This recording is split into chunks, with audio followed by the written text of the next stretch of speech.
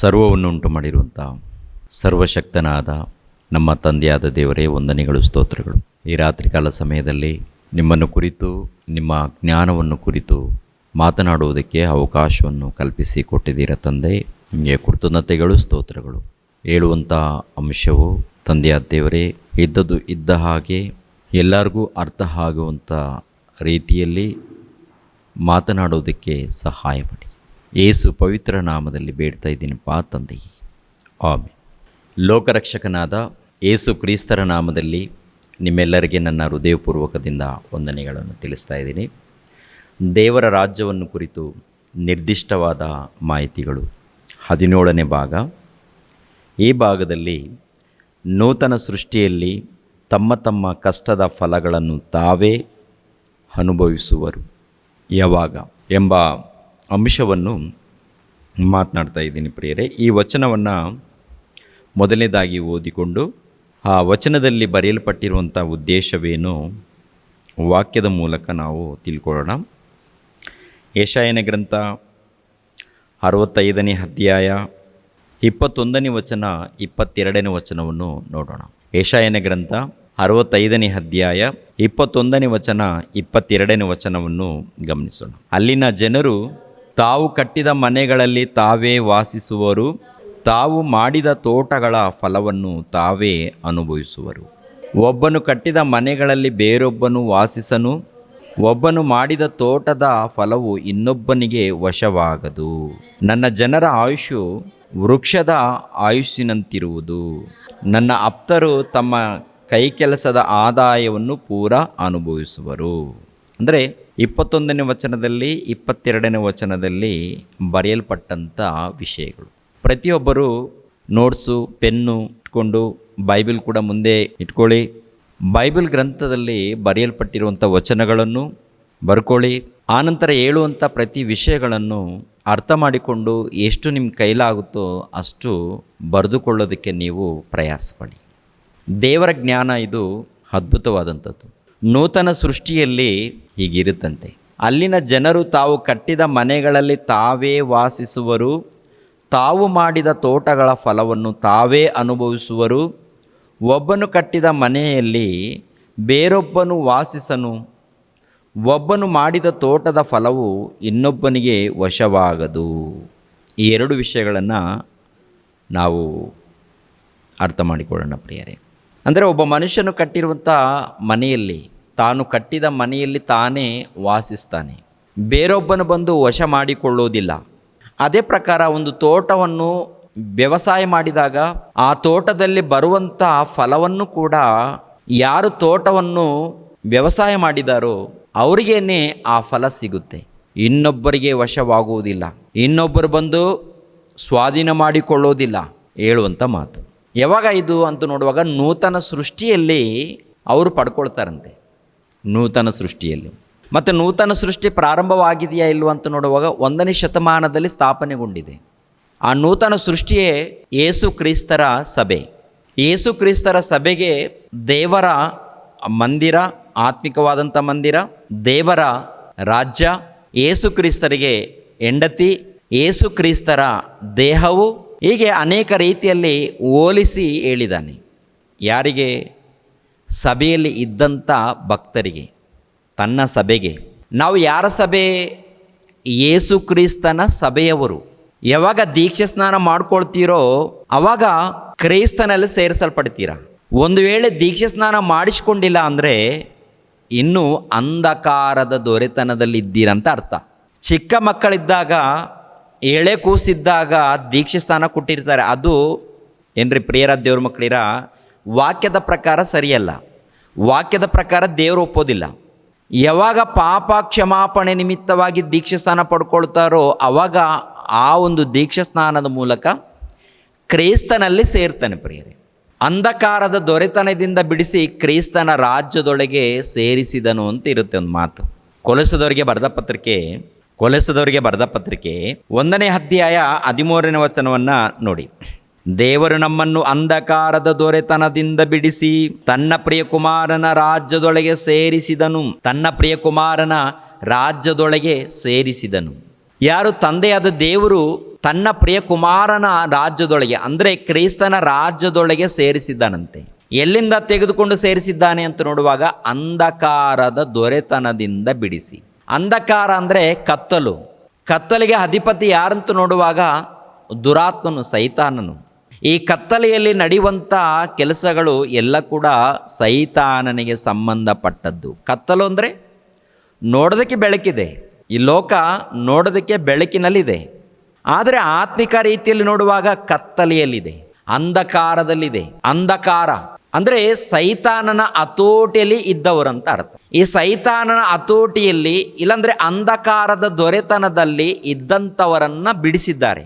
ಯಾವಾಗ 1ನೇ ಶತಮಾನದಲ್ಲಿ ಯೇಸು ಕ್ರಿಸ್ತರು ರಕ್ತವನ್ನು ಸುರಿಸಿರುವುದರಿಂದ, ಪ್ರಾಣವನ್ನು ತ್ಯಾಗ ಮಾಡಿರುವುದರಿಂದ ಅವರ ಮೂಲಕ ಲೋಕಕ್ಕೆ ರಕ್ಷಣೆ ಮಾರ್ಗ ಬಂದಿದೆ.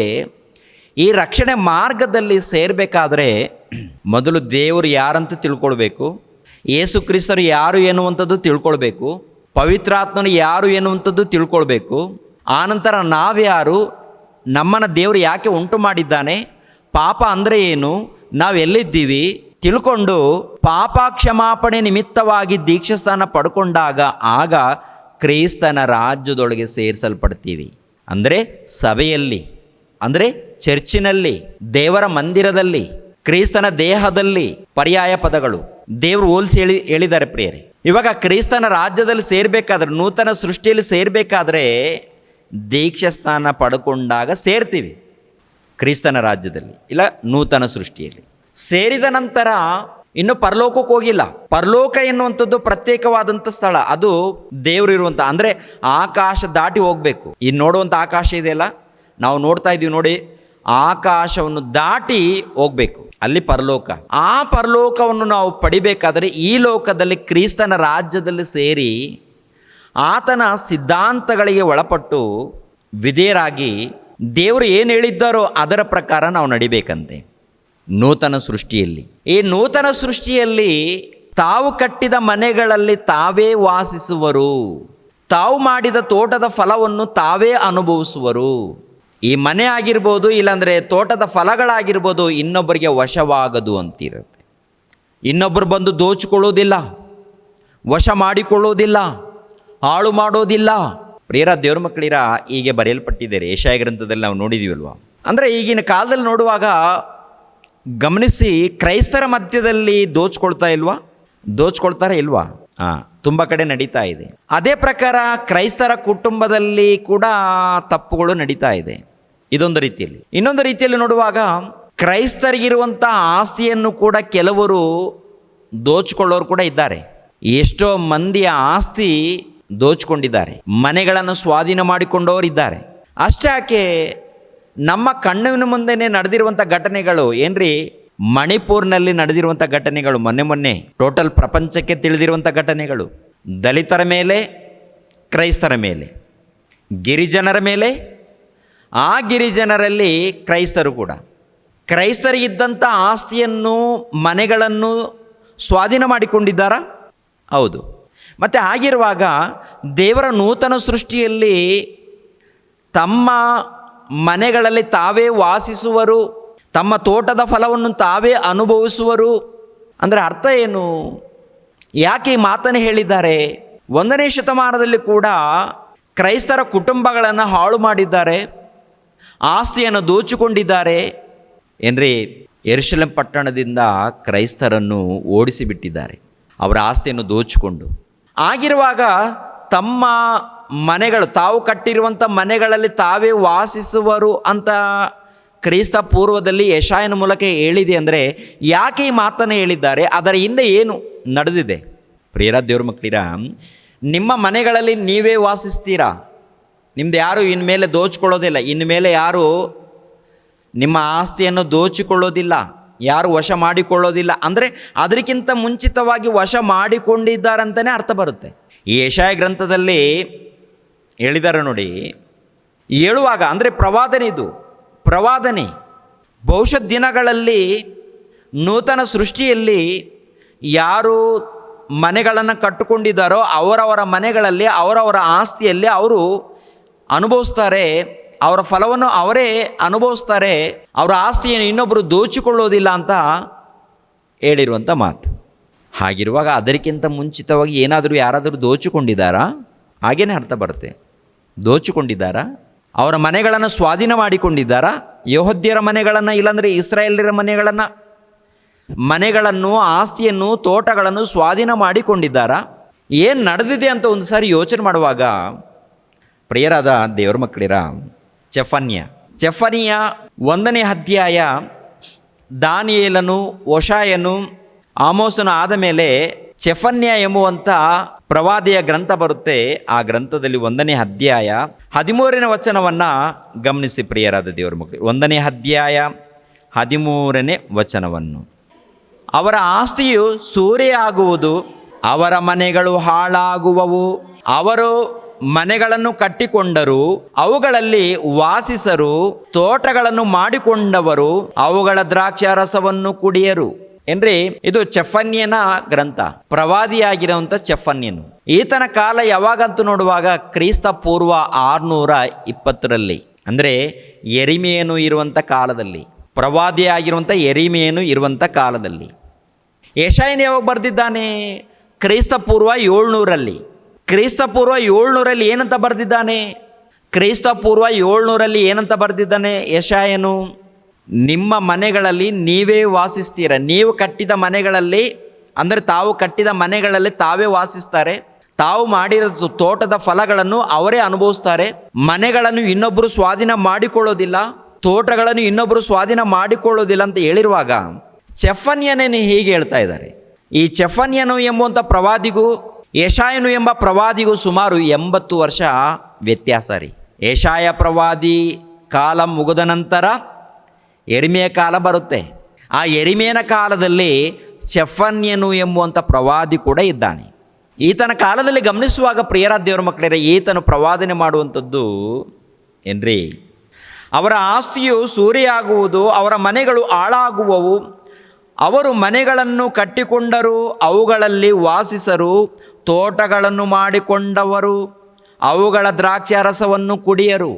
ಯೆಶಾಯನೇನು ತಾವು ಕಟ್ಟಿದ ಮನೆಗಳಲ್ಲಿ ತಾವೇ ವಾಸಿಸ್ತಾರೆ, ತಾವು ಮಾಡಿದ ತೋಟದ ಫಲಗಳನ್ನು ತಾವೇ ಅನುಭವಿಸುವರು, ಇನ್ನೊಬ್ಬರು ವಶ ಮಾಡಿಕೊಳ್ಳರು ಅಂದಾಗ ಈತನು ಹೇಳಿದ್ದ ವಚನ ಯಾವಾಗ ನೆರವೇರುತ್ತೆ, ಯಾವ ಕಾಲದಲ್ಲಿ ಅಂತ ನೋಡುವಾಗ ಪ್ರವಾದಿಯಾಗಿರುವಂಥ ಯೆಶಾಯನು ಹೇಳಿರುವಂಥ ಮಾತಿದೆ ನೋಡಿ. ಅದು ನೂತನ ಸೃಷ್ಟಿಯಲ್ಲಿ, ಅಂದರೆ ಕ್ರಿಸ್ತನ ರಾಜ್ಯದಲ್ಲಿ, ಕ್ರಿಸ್ತನ ಸಭೆಯಲ್ಲಿ ನಡೆಯುವಂಥ ಸಂಗತಿಗಳು. ಕ್ರಿಸ್ತನ ಸಭೆಯಲ್ಲಿ, ಕ್ರಿಸ್ತನ ರಾಜ್ಯದಲ್ಲಿ, ಇಲ್ಲ ನೂತನ ಸೃಷ್ಟಿಯಲ್ಲಿ ನಡೆಯುವಂಥ ಘಟನೆಗಳು. ಅದು ಹೇಗೆ ಅನ್ನೋದು ಆಮೇಲೆ ಆಲೋಚನೆ ಮಾಡೋಣ. ಈಗ ಇಲ್ಲಿರುವಂಥ ಪ್ರಶ್ನೆ ಇದೆಯಲ್ಲ, ಈ ಪ್ರಶ್ನೆಗೆ ನಾವು ವಾಕ್ಯದ ಮೂಲಕ ಕ್ಲಿಯರ್ ಮಾಡ್ಕೊಳ್ಳೋಣ. ಅಂದರೆ ಚೆಫನ್ಯನು ಎಂಬುವಂಥ ಈ ಪ್ರವಾದಿ ಹೇಳ್ತಾನಲ್ಲ, ಏನಂತ ಹೇಳ್ತಾರೆ?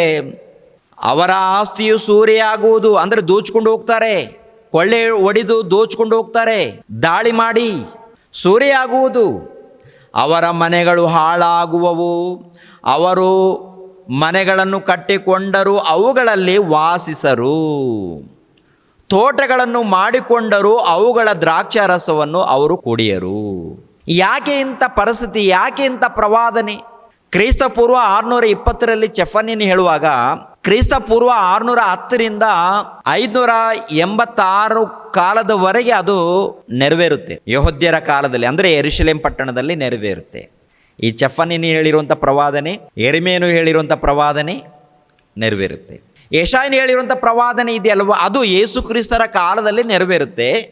ಆದರೆ ಇಲ್ಲಿ ಈ ಪ್ರವಾದನೆ ಹಿಂದೆ, ಅಂದರೆ ಯೆರೂಸಲೇಮ್ ಪಟ್ಟಣದಲ್ಲಿ ನಡೆಯುವಂಥ ಈ ದುರ್ಘಟನೆ ಹಿಂದೆ ಏನು ನಡೆದಿದೆ, ಏನು ನಡೆಯುತ್ತೆ, ಏನು ಹೇಳಿದ್ದಾರೆ ಎನ್ನುವಂಥದ್ದು ಒಂದು ಸರಿ ಯೋಚನೆ ಮಾಡುವಾಗ ಧರ್ಮೋಪದೇಶ ಕಾಂಡ 28ನೇ ಅಧ್ಯಾಯ 30ನೇ ವಚನ, ಅಲ್ಲಿ ಕೂಡ ಒಂದು ಮಾತಿದೆ ನೋಡೋಣ. ಧರ್ಮೋಪದೇಶ ಕಾಂಡ 28ನೇ ಅಧ್ಯಾಯ 30ನೇ ವಚನವನ್ನು ನೋಡಿ. ನೀವು ಮದುವೆ ಮಾಡಿಕೊಂಡ ಸ್ತ್ರೀಯನ್ನು ಮತ್ತೊಬ್ಬನು ಮಾನಭಂಗಪಡಿಸುವನು, ನೀವು ಕಟ್ಟಿಕೊಂಡ ಮನೆಯಲ್ಲಿ ಮತ್ತೊಬ್ಬನು ವಾಸ ಮಾಡುವನು, ನೀವು ಮಾಡಿಕೊಂಡ ದ್ರಾಕ್ಷ ತೋಟದ ಬೆಳೆಯು ನಿಮಗೆ ದೊರೆಯುವುದಿಲ್ಲ. ಅಂದರೆ ಇಲ್ಲಿ ನೋಡಿ 30ನೇ ವಚನ ಕೆಳಗಡೆ ಮಾತು, ನೀವು ಕಟ್ಟಿಕೊಂಡ ಮನೆಯಲ್ಲಿ ಮತ್ತೊಬ್ಬನು ವಾಸ ಮಾಡುವನು, ನೀವು ಕಟ್ಟಿಕೊಂಡ ಮನೆಯಲ್ಲಿ ಮತ್ತೊಬ್ಬನು ವಾಸ ಮಾಡುವನು, ನೀವು ಮಾಡಿಕೊಂಡ ದ್ರಾಕ್ಷ ತೋಟದ ಬೆಳೆಯು ನಿಮಗೆ ದೊರೆಯುವುದಿಲ್ಲ. ಇನ್ನು ತುಂಬ ಹೇಳಿದ್ದಾರೆ. ಅಂದರೆ ಈ ಇಸ್ರಾಯೇಲ್ಯರು ಕಷ್ಟಪಟ್ಟಿರುವಂಥ ಈ ಕಷ್ಟ ಇನ್ನೊಬ್ಬರ ಪಾಲಾಗುತ್ತೆ. ಯಾರ ಕಷ್ಟ? ಇಸ್ರಾಯೇಲರು ಪಟ್ಟಿರುವಂಥ ಕಷ್ಟ. ಅವರು ಮನೆಗಳನ್ನು ಕಟ್ಟಿಕೊಂಡ್ರು, ಅವರು ತೋಟವನ್ನು ಮಾಡಿಕೊಂಡ್ರು, ಅದು ಇನ್ನೊಬ್ಬರ ಪಾಲಾಗುತ್ತೆ, ಇನ್ನೊಬ್ಬರ ವಶವಾಗುತ್ತೆ, ಇನ್ನೊಬ್ಬರು ವಶ ಮಾಡಿಕೊಳ್ತಾರೆ. ಯಾಕೆ ಇನ್ನೊಬ್ಬರು ವಶ ಮಾಡಿಕೊಳ್ತಾರೆ? ಈಗಿನ ಕಾಲದಲ್ಲಿ ಕೂಡ ಪ್ರಿಯರಾದ ದೇವರ ಮಕ್ಕಳಿರ ಅಲ್ಲೆಲ್ಲಿ ಕೆಲವರು ಆಸ್ತಿ ಇನ್ನೊಬ್ಬರು ವಶವಾಗ್ತಾ ಇರುತ್ತೆ, ಇನ್ನೊಬ್ಬರು ವಶ ಮಾಡಿಕೊಂಡವರು. ಅಂದರೆ ಇಂಥ ಒಂದು ದುರ್ಘಟನೆ ಪ್ರಪಂಚ ದೇಶದಲ್ಲಿ ಎಲ್ಲ ಕಡೆ ನಡೀತಾ ಇದೆಯಾ? ನಡೀತಾ ಇದೆ. ಮೊನ್ನೆ ಒಬ್ಬರು ಸಿಸ್ಟರು ಇಲ್ಲಿಗೆ ಬಂದು, ಅಯ್ಯ ನಮ್ಮ ತಾಯಿ ಆಸ್ತಿ ನಮಗೆ ಬಂದಿದೆ, ಮನೆ ಕಟ್ಟಿಕೊಂಡಿದ್ದೀವಿ, ಆದರೆ ಪಕ್ಕದಲ್ಲಿ ನಮ್ಮ ಅಕ್ಕಳಿದ್ದಾಳೆ, ಅದನ್ನು ಸ್ವಾಧೀನ ಮಾಡಿಕೊಳ್ಳೋದಕ್ಕೆ ಪ್ರಯತ್ನ ಮಾಡ್ತಾ ಇದ್ದಾಳೆ, ಏನು ಮಾಡೋದಯ್ಯ ಅಂತ ಕೊರಗಿ ಕಣ್ಣೀರು ಸುರಿಸಿ ದುಃಖಪಟ್ಟು ಹೋಗಿದ್ದಾಳೆ ಪ್ರಿಯರೇ. ಅಂದರೆ ಕ್ರೈಸ್ತರ ಮಧ್ಯದಲ್ಲಿ ಕೂಡ ಇಂಥದ್ದು ನಡೀತಾ ಇದೆಯಾ? ಹೌದು, ನಡೀತಾ ಇದೆ. ಅನ್ಯರ ಮಧ್ಯದಲ್ಲಿ ನಡೀತಾ ಇದೆಯಾ? ನಡೀತಾ ಇದೆ. ಜ್ಞಾನಿಗಳು, ವಿಜ್ಞಾನಿಗಳು, ಮೇಧಾವಿಗಳು, ಪಂಡಿತರು, ಬೋಧಕರು, ನಾಯಕರು ಎಲ್ಲರ ಮಧ್ಯದಲ್ಲಿ ನಡೀತಾ ಇದೆ. ಒಳ್ಳೆಯವ್ರ ಮಧ್ಯದಲ್ಲಲ್ಲ, ಕೆಟ್ಟವ್ರ ಮಧ್ಯದಲ್ಲಿ ನಡೀತಾ ಇದೆ ಇಂಥದ್ದೆಲ್ಲ ಕೂಡ. ಪ್ರಿಯರಾದ ದೇವ್ರ ಮಕ್ಕಳಿರ, ಯೋಚನೆ ಮಾಡಿ. ಒಂದು ಕಾಲದಲ್ಲಿ ಕ್ರಿಸ್ತ ಪೂರ್ವದಲ್ಲಿ ಇಸ್ರಾಯೇಲರಿಗೆ ಶಾಪ. ಇಸ್ರಾಯೇಲರಿಗೆ ಎರಡು ಇದೆ ರೀ. ಒಂದು ಆಶೀರ್ವಾದ ಇದೆ. ದೇವರ ಧರ್ಮಶಾಸ್ತ್ರಕ್ಕೆ ಒಳಪಟ್ಟು ಜೀವಿಸಿದರೆ ಆಶೀರ್ವಾದ, ನಿಮ್ಮನ್ನು ಯಾರು ಟಚ್ ಮಾಡೋದಿಲ್ಲ. ಇಸ್ರಾಯೇಲರಿಗೆ ಕೊಟ್ಟಂಥ ಆಶೀರ್ವಾದ ಎಂಥದ್ದು ಗೊತ್ತಾ? ಧರ್ಮಶಾಸ್ತ್ರಕ್ಕೆ ಒಳಪಟ್ಟು ವಿಧೇಯರಾಗಿ, ಶಾಸನಗಳಿಗೆ ಒಳಪಟ್ಟು ವಿಧೇಯರಾಗಿ ನಡ್ಕೊಂಡ್ರೆ ನಿಮ್ಮ ಜೊತೆಯಲ್ಲಿ ನಾನಿದ್ದು ನಿಮ್ಮನ್ನು ಕಾಪಾಡುತ್ತೇನೆ, ನಿಮ್ಮನ್ನು ಯಾರು ಕೂಡ ಟಚ್ ಮಾಡೋದಿಲ್ಲ. ನಿಮ್ಮ ಆಸ್ತಿ ಅಭಿವೃದ್ಧಿ ಆಗುತ್ತೆ. ಎಲ್ಲದರಲ್ಲಿ ಆಶೀರ್ವಾದ. ಮನೆಯಲ್ಲಿ ಆಶೀರ್ವಾದ, ತೋಟದಲ್ಲಿ ಆಶೀರ್ವಾದ, ಬೆಳೆಯಲ್ಲಿ ಆಶೀರ್ವಾದ, ದವಸ ಧಾನ್ಯಗಳಲ್ಲಿ ಆಶೀರ್ವಾದ, ಮಕ್ಕಳ ವಿಷಯದಲ್ಲಿ ಆಶೀರ್ವಾದ, ಗರ್ಭಫಲದ ವಿಷಯದಲ್ಲಿ ಆಶೀರ್ವಾದ, ವ್ಯಾಪಾರದಲ್ಲಿ ಆಶೀರ್ವಾದ, ಪ್ರತಿಯೊಂದರಲ್ಲಿ ಆಶೀರ್ವಾದ ಮಾಡ್ತೀನಿ. ಯಾವಾಗ? ನನ್ನ ಧರ್ಮಶಾಸ್ತ್ರವನ್ನು ಅನುಸರಿಸಿ ನಡೆದರೆ. ಎಲ್ಲಿ ಧರ್ಮಶಾಸ್ತ್ರ? ಅದೇ ಧರ್ಮೋಪದೇಶ ಕಾಂಡ 28ನೇ ಅಧ್ಯಾಯ 1ನೇ ವಚನದಿಂದ ನೋಡಿ ಪ್ರಿಯರಾದ ದೇವ್ರ ಮಕ್ಕಳಿಗೆ. ಪ್ರತಿಯೊಬ್ಬರು ವಾಕ್ಯಗಳನ್ನು ಗಮನಿಸಬೇಕು. ದೇವರ ಆಶೀರ್ವಾದ ಇದೆ, ಅದೇ ಪ್ರಕಾರ ದೇವರ ಶಾಪನೂ ಇದೆ. ಇಸ್ರಾಯೇಲರಿಗೆ ದೇವರ ಆಶೀರ್ವಾದನೂ ಇದೆ, ಅದೇ ಪ್ರಕಾರ ಇಸ್ರಾಯೇಲರಿಗೆ ದೇವರ ಶಾಪನೂ ಕೂಡ ಇದೆ. ದೇವರ ಆಶೀರ್ವಾದ ಕೊಟ್ಟರೆ ಆಕಾಶದ ಉನ್ನತ ಮಟ್ಟಕ್ಕೆ ಅಭಿವೃದ್ಧಿ ಮಾಡ್ತಾರೆ ಅವರನ್ನು. ದೇವರು ಶಾಪ ಕೊಟ್ಟರೆ ಪಾತಾಳಕ್ಕೆ ತುಳಿದಿದ್ದಾರೆ ಅವರನ್ನು ನೋಡಿ ಪ್ರತಿ ಕ್ರೈಸ್ತರು ಪಾಠವನ್ನು ಕಲಿಬೇಕು. ಪ್ರತಿ ಕ್ರೈಸ್ತರು, ಹೌದು, ಈ ಕೊನೆ ದಿನಗಳಲ್ಲಿ ಪ್ರತಿ ಕ್ರೈಸ್ತರು ಇಸ್ರಾಯೇಲರ ಇತಿಹಾಸವನ್ನು ನೋಡಿ ಪಾಠವನ್ನು ಕಲಿಬೇಕು. ಕೇವಲ ಆಶೀರ್ವಾದ ದೇವರಿದ್ದಾರೆ, ನಡ್ಕೊಂಡು ಹೋಗ್ತಾರೆ, ಕಾಪಾಡ್ತಾರೆ, ಇದೇ ಅಲ್ಲ. ದೇವರನ್ನ ಬಿಟ್ಟು ಇಷ್ಟ ಬಂದ ಹಾಗೆ ನಡ್ಕೊಂಡ್ರೆ ಯಾವ ರೀತಿ ಬೆತ್ತ ಹಿಡಿದಿದ್ದಾರೋ ಅದನ್ನು ಕೂಡ ಸಭೆಯಲ್ಲಿ ನೀವು ಹೇಳಬೇಕಾಗತ್ತೆ.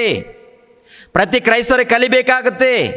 ಪ್ರತಿ ಕ್ರೈಸ್ತರು ದೇವರ ಆಶೀರ್ವಾದ ಮಾತ್ರವಲ್ಲ, ಬೆತ್ತ ಕೂಡ ಹಿಡಿತಾನೆ. ಆಶೀರ್ವಾದ ಕೊಟ್ಟರೆ ಎಷ್ಟು ಅದ್ಭುತವಾಗಿ ಆಶೀರ್ವಾದ ಕೊಟ್ಟಿದ್ದಾರೋ ನೋಡಿ ಒಂದ್ಸಾರಿ.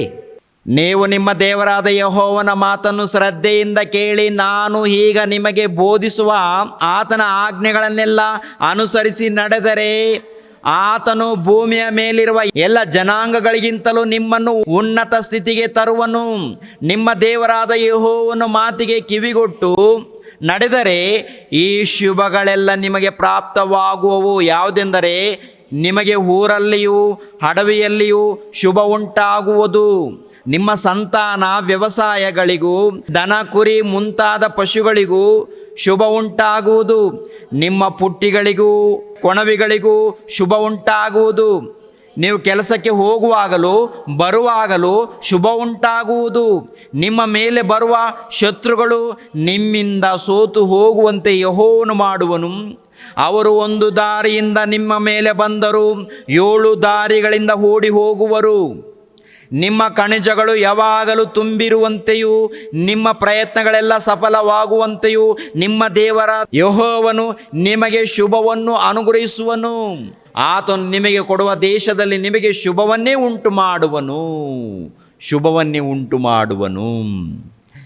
ನೀವು ನಿಮ್ಮ ದೇವರಾದ ಯೆಹೋವ ಆಜ್ಞೆಗಳನ್ನು ಅನುಸರಿಸಿ ಆತನು ಹೇಳಿದ ಮಾರ್ಗದಲ್ಲೇ ನಡೆದರೆ ಆತನು ವಾಗ್ದಾನ ಮಾಡಿದಂತೆ ನಿಮ್ಮನ್ನು ತನಗೋಸ್ಕರ ಮೀಸಲಾದ ಜನರನ್ನಾಗಿಯೂ ಸ್ಥಾಪಿಸುವನು. ಭೂಮಿಯಲ್ಲಿರುವ ಎಲ್ಲ ಜನಗಳಿಗೂ ನಿಮ್ಮನ್ನು ಯೆಹೋವನ ಜನರೆಂದು ತಿಳಿದುಕೊಂಡು ನಿಮಗೆ ಭಯಪಡುವರು. ಯೆಹೋವ ನಿಮ್ಮ ಪಿತೃಗಳಿಗೆ ಪ್ರಯಾಣ ಮಾಡಿದ ಮೇರೆಗೆ ನಿಮಗೆ ಕೊಡುವ ದೇಶದಲ್ಲಿ ಆತನು ನಿಮಗೆ ಸಂತಾನ, ಪಶು, ವ್ಯವಸಾಯಗಳ ಸಮೃದ್ಧಿ ಉಂಟು ಮಾಡುವನು. ಯೆಹೋವನು ಆಕಾಶದಲ್ಲಿರುವ ತನ್ನ ಜಲನಿಧಿಯನ್ನು ತೆರೆದು ನಿಮ್ಮ ದೇಶದ ಮೇಲೆ ಬೆಳೆಗೆ ಬೇಕಾದ ಹಾಗೆ ಮಳೆಯನ್ನು ಸುರಿಸಿ ನಿಮ್ಮ ಎಲ್ಲ ವ್ಯವಸಾಯವನ್ನು ಸಫಲ ಮಾಡುವನು. ನೀವು ಕುಂತಾಗಲೂ, ನೀವು ನಿಂತಾಗಲೂ, ನೀವು ಮಾತಾಡುವಾಗಲೂ, ನೀವು ಪ್ರಯಾಣ ಮಾಡುವಾಗಲೂ, ಅರಣ್ಯದಲ್ಲಿ, ಮನೆಯಲ್ಲಿ, ವ್ಯವಸಾಯದಲ್ಲಿ, ಯಾವುದೇ ವಿಷಯದಲ್ಲಿ ನಿಮ್ಮನ್ನು ಅಭಿವೃದ್ಧಿ ಮಾಡ್ತಾನೆ. ನಿಮ್ಮ ಪ್ರತಿ ವಿಷಯದಲ್ಲಿ ಆಶೀರ್ವಾದ. ಕುಂತಲ್ಲಿ ಆಶೀರ್ವಾದ, ಮಲಗಿದಲ್ಲಿ ಆಶೀರ್ವಾದ, ಊಟ ಮಾಡುವಾಗ ಆಶೀರ್ವಾದ, ಮನೆಯಲ್ಲಿ ಆಶೀರ್ವಾದ, ಸಂತಾನ ವಿಷಯದಲ್ಲಿ ಆಶೀರ್ವಾದ, ಎಲ್ಲದರಲ್ಲಿ, ವ್ಯಾಪಾರದಲ್ಲಿ ಆಗಿರ್ಬೋದು, ಎಲ್ಲದರಲ್ಲಿ ತಂದೆಯಾದ ದೇವರು ನಿಮ್ಮ ಜೊತೆಯಲ್ಲಿ ಇದ್ದುಕೊಂಡು ಆಶೀರ್ವಾದ ಮಾಡ್ತಾರೆ, ಕಾಪಾಡ್ತಾರೆ. ಒಂದು ವೇಳೆ ಶತ್ರುಗಳು ಬಂದರೆ, ಒಂದು ದಾರಿಯಲ್ಲಿ ಬಂದರೆ 7 ದಾರಿಯಿಂದ ಹೊರಟು ಹೋಗ್ತಾರೆ ನಿಮ್ಮನ್ನು ನೋಡಿ.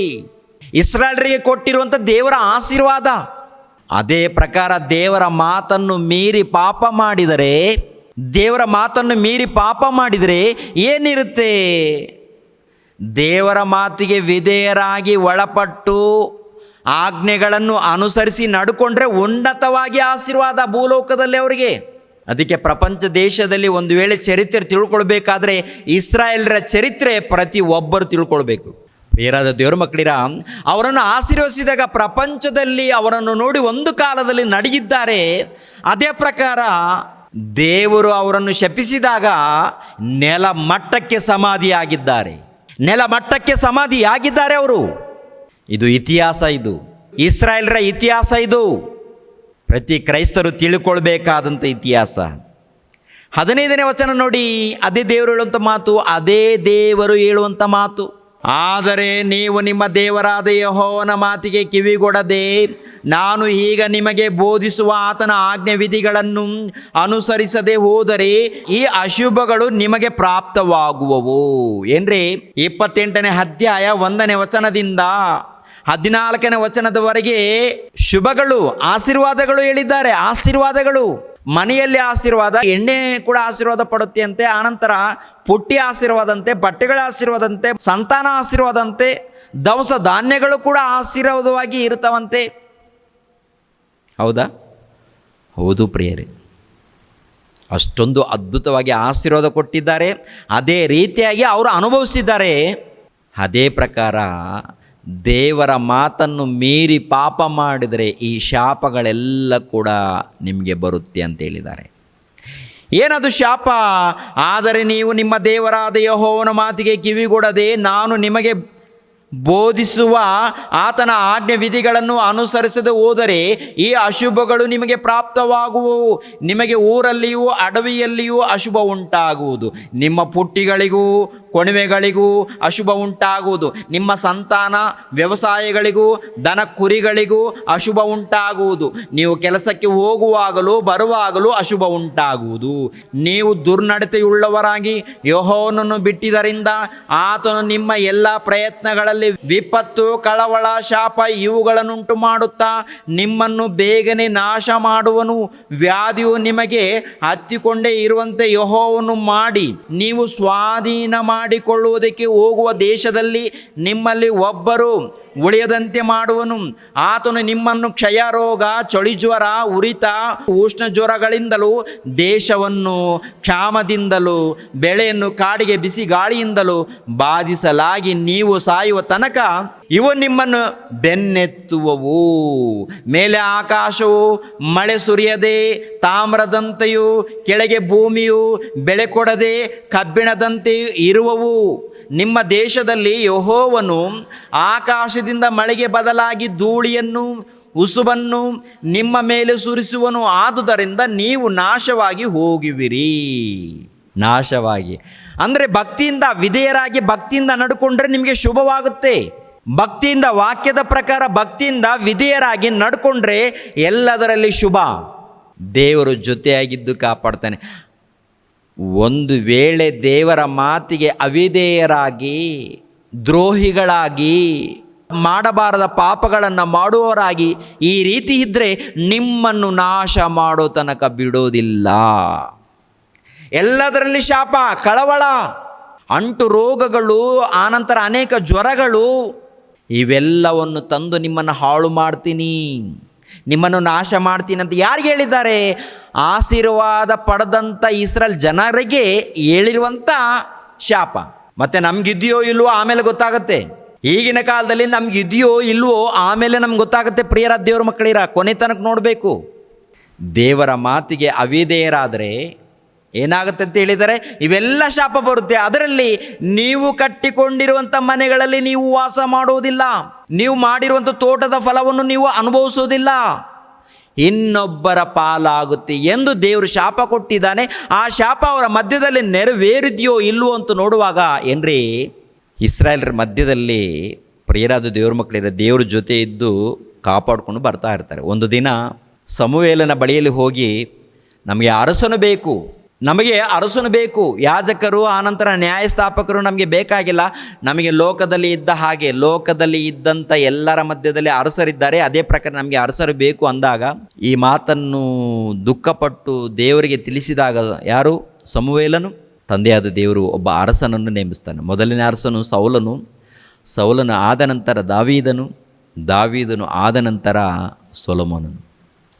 ಈ ಸೊಲೊಮೋನನ ಕಾಲ ಮುಗಿದ ನಂತರ ಇಸ್ರಾಯೇಲ್ಯರ ಮಧ್ಯದಲ್ಲಿ ಎರಡು ಭಾಗವಾಗುತ್ತೆ. ಒಂದು ಯೂದ ರಾಜ್ಯ, ಇನ್ನೊಂದು ಇಸ್ರಾಯೇಲ್ಯರ ರಾಜ್ಯ. ಇಸ್ರಾಯೇಲ್ಯರ ರಾಜ್ಯ 10 ಗೋತ್ರಗಳನ್ನು ಸೇರಿದರೆ ಇಸ್ರಾಯೇಲ್ಯರ ರಾಜ್ಯವೆಂದು ಕರೆಯಲ್ಪಡುತ್ತೆ. 2 ಗೋತ್ರದವರು ಸೇರಿದರೆ ಯೂದ ರಾಜ್ಯವೆಂದು ಕರೆಯಲ್ಪಡುತ್ತೆ. ಉತ್ತರ ರಾಜ್ಯ, ದಕ್ಷಿಣ ರಾಜ್ಯವೆಂದು ಕರೆಯಲ್ಪಡುತ್ತೆ. ಕ್ರಿಸ್ತ ಪೂರ್ವದಲ್ಲಿ ಸುಮಾರು 940ರಲ್ಲಿ ಇದು ಪ್ರಾರಂಭವಾಗುತ್ತೆ.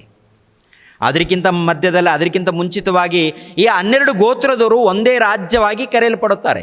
ಸೊಲೊಮೋನನು ಮಾಡಿರುವಂಥ ಪಾಪ, ಭಯಂಕರವಾದಂಥ ಪಾಪಗಳು ನೋಡಿ ದೇವರು ಬಹಳ ನೊಂದ್ಕೊಳ್ತಾನೆ. ಆನಂತರ ಏನ್ರಿ, ಸೊಲೊಮೋನನ ಮಗನು ರೆಹಬಾಮನು ಬರ್ತಾನೆ. ಈ ರೆಹಬಾಮನು ಕೂಡ ಕ್ರೂರನಾಗಿರ್ತಾನೆ. ಏನ್ರಿ, ರೆಹಬಾಮನ ಕಾಲದಲ್ಲಿ 2 ಭಾಗವಾಗುತ್ತೆ.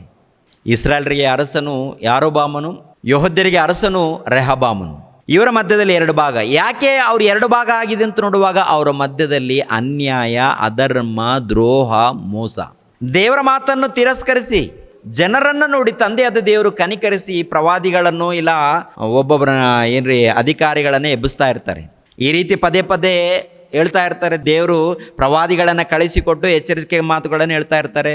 ಅವರು ಏನ್ರಿ ಪ್ರಿಯರ ದೇವ್ರ ಮಕ್ಕಳಿರ ಪಾಪದ ಮೇಲೆ ಪಾಪಗಳು, ದ್ರೋಹದ ಮೇಲೆ ದ್ರೋಹ, ಅನ್ಯಾಯದ ಮೇಲೆ ಅನ್ಯಾಯ ಇದು ಮಾಡ್ಕೊಂಡು ಹೋಗ್ತಾ ಇರ್ತಾರೆ. ಎಷ್ಟು ಮಂದಿ ಪ್ರವಾದಿಗಳು ಬಂದಿದ್ದಾರೋ ಅವರೆಲ್ಲರ ಮಾತು ತಿರಸ್ಕರಿಸ್ತಾರೆ. ಯಾರು? ಇಸ್ರಾಯೇಲ್ ಜನಾಂಗದವರು, ಯೆಹೂದ್ಯರು. ಕೆಲವು ದಿನಗಳಾದ ಮೇಲೆ ಏನ್ರಿ, ಇಸ್ರಾಯೇಲ್ ಜನಾಂಗದವರನ್ನು ಅಂದರೆ 10 ಗೋತ್ರದವರನ್ನು ಎಲ್ಲಿರ್ತಾರೆ ಗೊತ್ತಾ? ಇವರು ಸಾಮರಿಯ ಪಟ್ಟಣದಲ್ಲಿ. ಆ ಸಾಮರಿಯ ಪಟ್ಟಣದಲ್ಲಿ ಇಸ್ರಾಯೇಲ್ ಜನಾಂಗದವರು ಇರ್ತಾರೆ, 10 ಗೋತ್ರದವರು. ಯೆರೂಸಲೇಮ್ ಪಟ್ಟಣದಲ್ಲಿ ಯೆಹೂದ್ಯರು ಇರ್ತಾರೆ, 2 ಗೋತ್ರದವರು. ಇವ್ರಿಗೊಂದು ರಾಜ್ಯ, ಇವ್ರಿಗೊಂದು ರಾಜ್ಯ, 2 ರಾಜ್ಯ.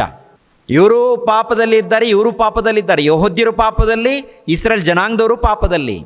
ಈ 10 ಗೋತ್ರದವರಿಗೆ ಪದೇ ಪದೇ ಪ್ರವಾದಿಗಳ ಮೂಲಕ ಎಚ್ಚರಿಕೆ ಮಾತುಗಳನ್ನು ಹೇಳಿದರೂ ಸರಿ ಮಾಡಿಕೊಂಡಿಲ್ಲ. ಕೊನೆಯದಾಗಿ ನೋಡಿ ನೋಡಿ ನೋಡಿ ನೋಡಿ ಏನು ಮಾಡ್ತಾರೆ ಗೊತ್ತಾ? ಈ 10 ಗೋತ್ರದವರನ್ನು ಅಂದರೆ ಇಸ್ರಾಯೇಲ್ ಜನಾಂಗದವರನ್ನು ಅಶೂರ್ಯರಿಗೆ ಒಪ್ಪಿಸ್ತಾರೆ ದೇವರು. ಅಶೂರ್ಯರು ಅಂದರೆ ಸಮರಿಯ ಪಟ್ಟಣ ಆಳುತ್ತಿರುವಂಥ ಅರಸನನ್ನು, ಅಲ್ಲಿರುವಂಥ ಪ್ರಜೆಗಳನ್ನು ಮುತ್ತಿಗೆ ಹಾಕಿ ಅವರನ್ನು ಸೆರೆ ಹಿಡಿದು ಕರ್ಕೊಂಡು ಹೋಗ್ತಾರೆ. ಎಲ್ಲಿರುತ್ತೆ ಈ ಮಾತಂತೂ ನೋಡುವಾಗ 2ನೇ ಅರಸುಗಳು 17ನೇ ಅಧ್ಯಾಯ, 2ನೇ ಅರಸುಗಳು 17ನೇ ಅಧ್ಯಾಯ ಓದಬೇಕು, ಗೊತ್ತಾಗುತ್ತೆ. ಯಾಕೆಂದರೆ 17ನೇ ಅಧ್ಯಾಯ 1ನೇ ವಚನದಿಂದ ಓದ್ಕೊಂಡು ಬಂದರೆ ನೀವು ಓದಬೇಕು, ಖಂಡಿತವಾಗಿ ಓದಿ. ನಾವು 4ನೇ ವಚನದಿಂದ ನೋಡೋಣ ಪ್ರಿಯರೇ, 4ನೇ ವಚನದಿಂದ. ಯಾಕೆಂದರೆ ಅಶ್ಶೂರದ ಅರಸನಾಗಿರುವಂಥ ಶಲ್ಮನೇಸರನು, 3ನೇ ವಚನ ಓದೋಣ. ಅಶ್ಶೂರದ ಅರಸನಾದ ಶಲ್ಮನೇಸರನು ಇವನಿಗೆ ವಿರೋಧವಾಗಿ ಬಂದಾಗ ಇವನು ಅವನಿಗೆ ಆಧೀನನಾಗಿ ಕಪ್ಪ ಕೊಡುವವನಾದನು. ಇಸ್ರಾಯೇಲರ ಅರಸನಾಗಿರುವಂಥ ಹೋಶಾಯನು ಯಾರಿಗೆ ಕಪ್ಪ ಕೊಡುವನಾಗಿದ್ದಾನಂತ ನೋಡುವಾಗ ಏನ್ರಿ, ಅಶ್ಶೂರ್ಯದ ಅರಸನಾಗಿರುವಂಥ ಶಲ್ಮನೇಸರನಿಗೆ ಒಳಪಟ್ಟಿದ್ದಾನೆ. ಶಲ್ಮನೇಸರನಿಗೆ ಒಳಪಟ್ಟಿದ್ದಾನೆ. ಯಾರು? ಅಶ್ಶೂರದ ಅರಸನಿಗೆ. ಬಾನಿಸನಾಗಿದ್ದಾನೆ, ವಿಧೇಯನಾಗ್ತಾನೆ. ಆಯ್ತಪ್ಪ, ನಿನಗೆ ಒಳಪಡ್ತೀನಿ, ನಿಮ್ಗೇನು ಕಪ್ಪ ಬೇಕಲ್ವಾ, ಪ್ರತಿ ವರ್ಷ ಇಷ್ಟಿಷ್ಟು ಕೊಡಬೇಕು, ಕೊಡ್ತೀನಿ ಅಂತ ಹೇಳಿ ಕಳಿಸ್ಕೊಡ್ತಾನೆ, ವಿಧೇಯನಾಗ್ತಾನೆ. ಮತ್ತು ಈ ಮನುಷ್ಯ ನೋಡುವಾಗ ದೇವರಿಗೆ ಒಳಪಟ್ಟಿಲ್ಲ, ದೇವರ ವಿಷಯದಲ್ಲಿ ದೊಡ್ಡದಾಗಿ ಭಕ್ತಿ ಇಲ್ಲ. ವಿಧೇಯನಾಗಿದ್ದಾನೆ. ಆ ನಂತರ ಇನ್ನೂ ಕೆಲವು 3 ವರ್ಷಗಳಾದ ನಂತರ ಈ ಅರಸನಿಗೆ ವಿರುದ್ಧವಾಗಿ ನಡ್ಕೊಂಡಾಗ ಅಶ್ಶೂರದ ಅರಸನಿಗೆ ವಿರುದ್ಧವಾಗಿ ನಡ್ಕೊಂಡಾಗ ಗೊತ್ತಾದ ನಂತರ ಹೋಶಾಯನನ್ನು ಮುತ್ತಿಗೆ ಹಾಕಿ ಎಳ್ಕೊಂಡು ಹೋಗ್ತಾನೆ. ಆ ನಂತರ ಇಸ್ರೇಲ್ ಜನಾಂಗದವರನ್ನು ಸೆರೆ ಹಿಡಿದು ಎಳ್ಕೊಂಡು ಹೋಗ್ತಾರೆ. ಒಂದು ಸಾರಿ ಕೆಲವು ವರ್ಷಗಳಾದ ನಂತರ ಇವನು ಪ್ರತಿ ವರ್ಷವೂ ಕೊಡಬೇಕಾದ ಕಪ್ಪವನ್ನು ಕೊಡದೆ ಹೋದುದರಿಂದಲೂ ಐಗುಪ್ತದ ಅರಸನಾದ ಸೋ ಎಂಬುವನ ಬಳಿಗೆ ರಾಯಭಾರಿಗಳನ್ನು ಕಳಿಸಿದರಿಂದಲೂ ಅಶ್ಶೂರದ ಅರಸನು ಇವನನ್ನು ದ್ರೋಹಿ ಎಂದು ತಿಳಿದು ಬಂಧಿಸಿ ಸೆರೆಯಲ್ಲಿಟ್ಟನು. ಇದಲ್ಲದೆ ಅವನು ದೇಶವನ್ನೆಲ್ಲ ಸ್ವಾಧೀನ ಮಾಡಿಕೊಂಡು ಸಮರ್ಯಕ್ಕೆ ಬಂದು 3 ವರ್ಷಗಳವರೆಗೆ ಅದಕ್ಕೆ ಮುತ್ತಿಗೆ ಹಾಕಿದನು. ಅದು ಹೋಶೇಯನ ಆಳ್ವಿಕೆಯ 9ನೆಯ ವರ್ಷದಲ್ಲಿ ಅವನ ಸ್ವಾಧೀನವಾಗಲು ಅವನು ಎಲ್ಲ ಇಸ್ರಾಯೇಲ್ಯರನ್ನು ಅಶ್ಶೂರ್ ದೇಶಕ್ಕೆ ಒಯ್ದು ಅಲ್ಹೋ ಪ್ರಾಂತದಲ್ಲಿಯೂ ಆರೋಬ್ ಹೊಳೆಯಿರುವ ಗೋಚಾನ್ ಪ್ರಾಂತದಲ್ಲಿಯೂ ಮೇದ್ಯರ ಪಟ್ಟಣಗಳಲ್ಲಿ ಇರಿಸಿದನು. ಅಂದರೆ ಬೇರೆ ಬೇರೆ ಪಟ್ಟಣಗಳಲ್ಲಿ, ಅಂದರೆ ಇಸ್ರಾಯೇಲ್ ದೇಶದಲ್ಲಿ, ಅಂದರೆ ಸಮರ್ಯ ಪಟ್ಟಣದಲ್ಲಿ ಇದ್ದಂಥ ಇಸ್ರಾಯೇಲ್ ಪ್ರಜೆಗಳನ್ನು ಮುತ್ತಿಗೆ ಹಾಕಿ ಸೆರೆ ಹಿಡಿದು ಎಳ್ಕೊಂಡು ಹೋಗುವಂಥದ್ದು. ಎಲ್ಲರನ್ನು ಸಮರ್ಯ ಪಟ್ಟಣದಲ್ಲಿ ಎಷ್ಟು ಮಂದಿ ಇಸ್ರಾಯೇಲ್ ಜನಾಂಗದವರು ಇದ್ದಾರೋ ಎಲ್ಲರನ್ನು ಮುತ್ತಿಗೆ ಹಾಕಿ ಸೆರೆ ಹಿಡಿದು ಎಳ್ಕೊಂಡು ಹೋಗುವಂಥದ್ದು. ಅಶ್ಶೂರ್ಯರ ಅರಸರು ಬಂದು ಎಳ್ಕೊಂಡು ಹೋಗುವಂಥದ್ದು. ಅಂದರೆ ಇಸ್ರಾಯೇಲ್ಯರು ಕಟ್ಟಿರುವಂಥ ಮನೆಗಳಾಗಿರ್ಬೋದು, ಇಸ್ರಾಯೇಲ್ಯರು ಕಟ್ಟಿರುವಂಥ ತೋಟಗಳಾಗಿರ್ಬೋದು, ಇಸ್ರಾಯೇಲ್ಯರ ಆಸ್ತಿ ಆಗಿರ್ಬೋದು, ಏನಾಗುತ್ತೆ ಅಂತ ನೋಡುವಾಗ ಅಶ್ಶೂರ್ಯರ ವಶವಾಗುತ್ತೆ. ಯಾರ ವಶವಾಗುತ್ತೆ? ಅಶ್ಶೂರ್ಯರ ವಶವಾಗುತ್ತೆ. ಎಲ್ಲ ದೋಚ್ಕೊಂಡು ಹೋಗ್ತಾನೆ, ಎಲ್ಲ ಸ್ವಾಧೀನ ಮಾಡ್ಕೊಳ್ತಾನೆ. ಇವರೆಲ್ಲರನ್ನು ಕೂಡ ಗುಲಾಮರನ್ನಾಗಿ ಬಳಸ್ಕೊಳ್ತಾನೆ ಇಸ್ರಾಯೇಲ್ರನ್ನು. ಯಾಕೆ ಅಂತ ನೋಡುವಾಗ 7ನೇ ವಚನ ನೋಡಿ, ಯಾಕೆ ಈ ಥರ ಆಗಿದೆ ಅಂತ ನೋಡುವಾಗ, ಇಸ್ರಾಯೇಲ್ಯರ ಈ ದುರ್ಗತಿಗೆ ಅವರ ದುರ್ನಡತೆಯೇ ಕಾರಣ. ಹೇಗೆಂದರೆ ಅವರು ತಮ್ಮನ್ನು ಐಗುಪ್ತದ ಅರಸನಾದ ಫರೋಹನ ಕೈಯಿಂದ ಬಿಡಿಸಿ ಅವನ ರಾಜ್ಯದಿಂದ ಹೊರೆತಂದ ದೇವರಾದ ಯೆಹೋವನಿಗೆ ವಿರುದ್ಧವಾಗಿ ಪಾಪ ಮಾಡಿ ಅನ್ಯ ದೇವತೆಗಳನ್ನು ಸೇವಿಸಿದರು. ಯೆಹೋವನು ತಮ್ಮ ಎದುರಿನಿಂದ ಹೊರಡಿಸಿಬಿಟ್ಟ ಜನಾಂಗಗಳ ಮತ್ತು ಇಸ್ರಾಯೇಲ್ ರಾಜರ ದುರಾಚಾರಗಳನ್ನು ಅನುಸರಿಸಿದರು. ಗುಪ್ತವಾಗಿ ತಮ್ಮ ದೇವರಾದ ಯೆಹೋವನಿಗೆ ವಿರೋಧವಾದ ಕೃತ್ಯಗಳನ್ನು ನಡೆಸಿದರು. ಕಾವಲುಗಾರರ ಬುರುಜುಗಳು ಚಿಕ್ಕ ಊರು ಮೊದಲುಗೊಂಡು ಕೋಟೆ ಕೊತ್ತಲುಗಳುಳ್ಳ ಪಟ್ಟಣದ ಹೊರಗಿರುವ ಎಲ್ಲ ಊರುಗಳಲ್ಲಿ ತಮಗೋಸ್ಕರ ಪೂಜಾ ಸ್ಥಳಗಳನ್ನು ಏರ್ಪಡಿಸಿಕೊಂಡರು. ಎಲ್ಲ ದಿನ್ನೆಗಳ ಮೇಲೆ ಮತ್ತು ಎಲ್ಲ ಹಸುರು ಮರಗಳ ಕೆಳಗೆ ಕಲ್ಲು ಕಂಬ, ಅಶೇರು ವಿಗ್ರಹ ಸ್ತಂಭ ಇವುಗಳನ್ನು ನಿಲ್ಲಿಸಿದರು. ಯೆಹೋವನು ತಮ್ಮ ಎದುರಿನಿಂದ ಹೊರಡಿಸಿ ಬಿಟ್ಟ ಅನ್ಯ ಜನಾಂಗಗಳಂತೆ ಎಲ್ಲ ಪೂಜಾ ಸ್ಥಳಗಳಲ್ಲಿ ಧೂಪ ಸುಟ್ಟು ತಮ್ಮ ದುಷ್ಕೃತ್ಯಗಳಿಂದ ಆತನನ್ನು ರೇಗಿಸಿದರು. ಅಂದರೆ ದೇವರನ್ನು ರೇಗಿಸಿದರು. ಆನಂತರ ನೋಡಿ 16ನೇ ವಚನಕ್ಕೆ ಬನ್ನಿ, ಇವೆಲ್ಲ ಓದ್ಕೊಂಡು ಬನ್ನಿ, ಗೊತ್ತಾಗತ್ತೆ. ಅಂದರೆ ಇಸ್ರಾಯೇಲರು ಮಾಡಿರುವಂಥ ದ್ರೋಹದ ಕೆಲಸ, ಅನ್ಯಾಯದ ಕೆಲಸ. ಅಂದರೆ ಸೃಷ್ಟಿ ಮಾಡಿರುವಂಥ ಸೃಷ್ಟಿಕರ್ತನನ್ನು ಬಿಟ್ಟು ಏನು ಮಾಡಿದ್ದಾರೆ? ಎಲ್ಲ ಪಾಪಗಳು, ಎಲ್ಲ ವ್ಯಭಿಚಾರ, ಎಲ್ಲ ಪಾಪ. ಆನಂತರ ವಿಗ್ರಹಾರಾಧನೆ. ಆನಂತರ ನೋಡಿ 16ನೇ ವಚನ, ತಮ್ಮ ದೇವರಾದ ಯೆಹೋವನ ಆಜ್ಞೆಗಳನ್ನೆಲ್ಲ ಮೀರಿ 2 ಎರಕದ ಬಸವನ ಮೂರ್ತಿಗಳ, ಅಶೇರು ವಿಗ್ರಹ ಸ್ತಂಭ ಇವುಗಳನ್ನು ಮಾಡಿಕೊಂಡರು. ಆಕಾಶ ಸೈನ್ಯ, ಬಾಳ್ ದೇವತೆ ಇವುಗಳನ್ನು ಪೂಜಿಸಿದರು. ತಮ್ಮ ಗಂಡು ಹೆಣ್ಣು ಮಕ್ಕಳನ್ನು ಆಹುತಿ ಕೊಟ್ಟರು. ಇಸ್ರಾಯೇಲ್ ಜನಾಂಗದವರಲ್ಲಿ ಏನು ಕೊಟ್ಟಿದ್ದಾರಂತೆ? ತಮ್ಮ ಗಂಡು ಹೆಣ್ಣು ಮಕ್ಕಳನ್ನು ಆಹುತಿ ಕೊಟ್ಟರು. ಯೆಹೋವನ ದೃಷ್ಟಿಯಲ್ಲಿ ಕೆಟ್ಟವುಗಳಾಗಿರುವ ಕಣಿ ಹೇಳುವುದು, ಯಂತ್ರ ತಂತ್ರ ಮಂತ್ರಗಳನ್ನು ಮಾಡುವುದು ಮೊದಲಾದ ದುಷ್ಕೃತ್ಯಗಳಿಗೆ ತಮ್ಮನ್ನು ಮಾರಿಬಿಟ್ಟು ಆತನಿಗೆ ಕೋಪವನ್ನೆಬ್ಬಿಸಿದರು. ಈ ಪ್ರಕಾರ ನಡೆದದರಿಂದ ಯೆಹೋವನು ಅವರ ಮೇಲೆ ಬಹಳವಾಗಿ ಕೋಪಗೊಂಡು ಯೆಹೂದ ಕುಲದವರ ಹೊರತು ಉಳಿದ ಎಲ್ಲ ಕುಲದವರನ್ನು ತನ್ನ ಸನ್ನಿಧಿಯಿಂದ ತಳ್ಳಿಬಿಟ್ಟನು. ಕೈ ಬಿಟ್ಟಿದ್ದಾರೆ. ಇಸ್ರಾಯೇಲ್ಯರ ಕೈ ಬಿಡುವಂಥದ್ದು ಪ್ರಾರಂಭದಲ್ಲಿ ಪಾಪಗಳು ಮಾಡಿದಾಗ ಪ್ರವಾದಿ ಬಂದು ಎಚ್ಚರಿಸುವಂಥದ್ದು, ಸರಿ ಮಾಡಿಕೊಡ್ರಿ, ಸರಿ ಮಾಡ್ಕೊಳ್ಳೋದು ಹೋದರೆ ನೀವು ನಾಶವಾಗ್ತೀರಾ.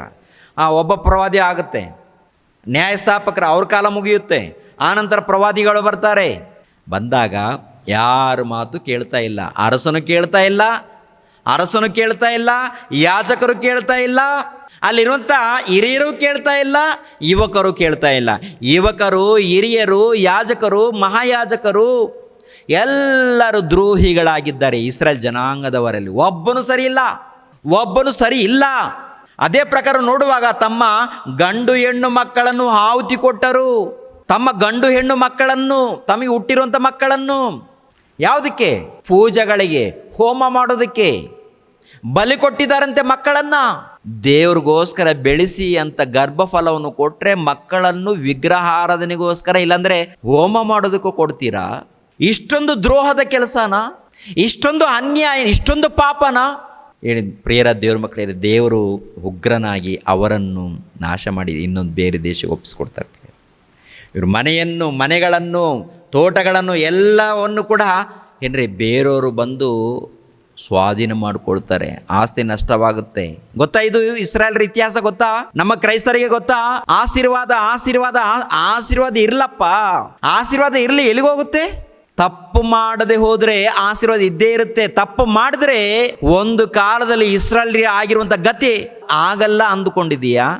ಇಸ್ರಾಯೇಲ್ರಿಗೆ ಆಗಿರುವಂಥ ಗತಿ ನಿನಗೆ ಆಗಲ್ಲ ಅಂದುಕೊಂಡಿದೀಯಾ? ನಿನಗಾಗುತ್ತೆ, ಆದರೆ ಇನ್ನೊಂದು ರೀತಿಯಲ್ಲಿ ಆಗುತ್ತೆ, ಅದು ನಿನಗೆ ಗೊತ್ತಿಲ್ಲ. ನಿನಗೆ ಅಂಥ ದುರ್ಗತಿ ಬರುತ್ತೆ, ಆದರೆ ಅದು ಬರುವಂಥ ದುರ್ಗತಿ ಬೇರೆ. ಒಂದು ಕಾಲದಲ್ಲಿ ಇಸ್ರಾಯೇಲ್ರಿಗೆ ಕೊಟ್ಟಿರುವಂಥ ದುರ್ಗತಿ ನೋಡಿ. ಏನ್ರಿ ಪ್ರಿಯರ ದೇವ್ರ ಮಕ್ಕಳಿರ, 10 ಗೋತ್ರದವರು ಇಸ್ರಾಯೇಲ್ರಿದ್ದಾರಲ್ಲ, 10 ಗೋತ್ರದವರು ಸಂಪೂರ್ಣವಾಗಿ ದೇವರ ದೃಷ್ಟಿಯಿಂದ ತೊಲಗು ಹೋಗ್ತಾರೆ. ಪ್ರಿಯರೇ, 2 ಗೋತ್ರ ಉಳ್ಕೊಂಡಿದೆ, ಯೆಹೂದ, ಬೆನ್ಯಾಮೀನ್. ಇವೆರಡು ಸೇರಿದರೆ ಯೂದ ರಾಜ್ಯವೆಂದು ಕರೆಯಲ್ಪಟ್ಟಿದೆ. ಇಸ್ರಾಯೇಲ್ ಜನಾಂಗದವರನ್ನು ಕುರಿತು ಯೆಶಾಯನು ಕೂಡ ಪ್ರವಾದನೆ ಮಾಡಿರ್ತಾನೆ. ಆಕಾಶ ಮಂಡಲವೇ ಆಲಕಿಸು, ಭೂಮಂಡಲವೇ ಕೇಳು, ಯೆಹೋವನು ಮಾತನಾಡುತ್ತಿದ್ದಾನೆ.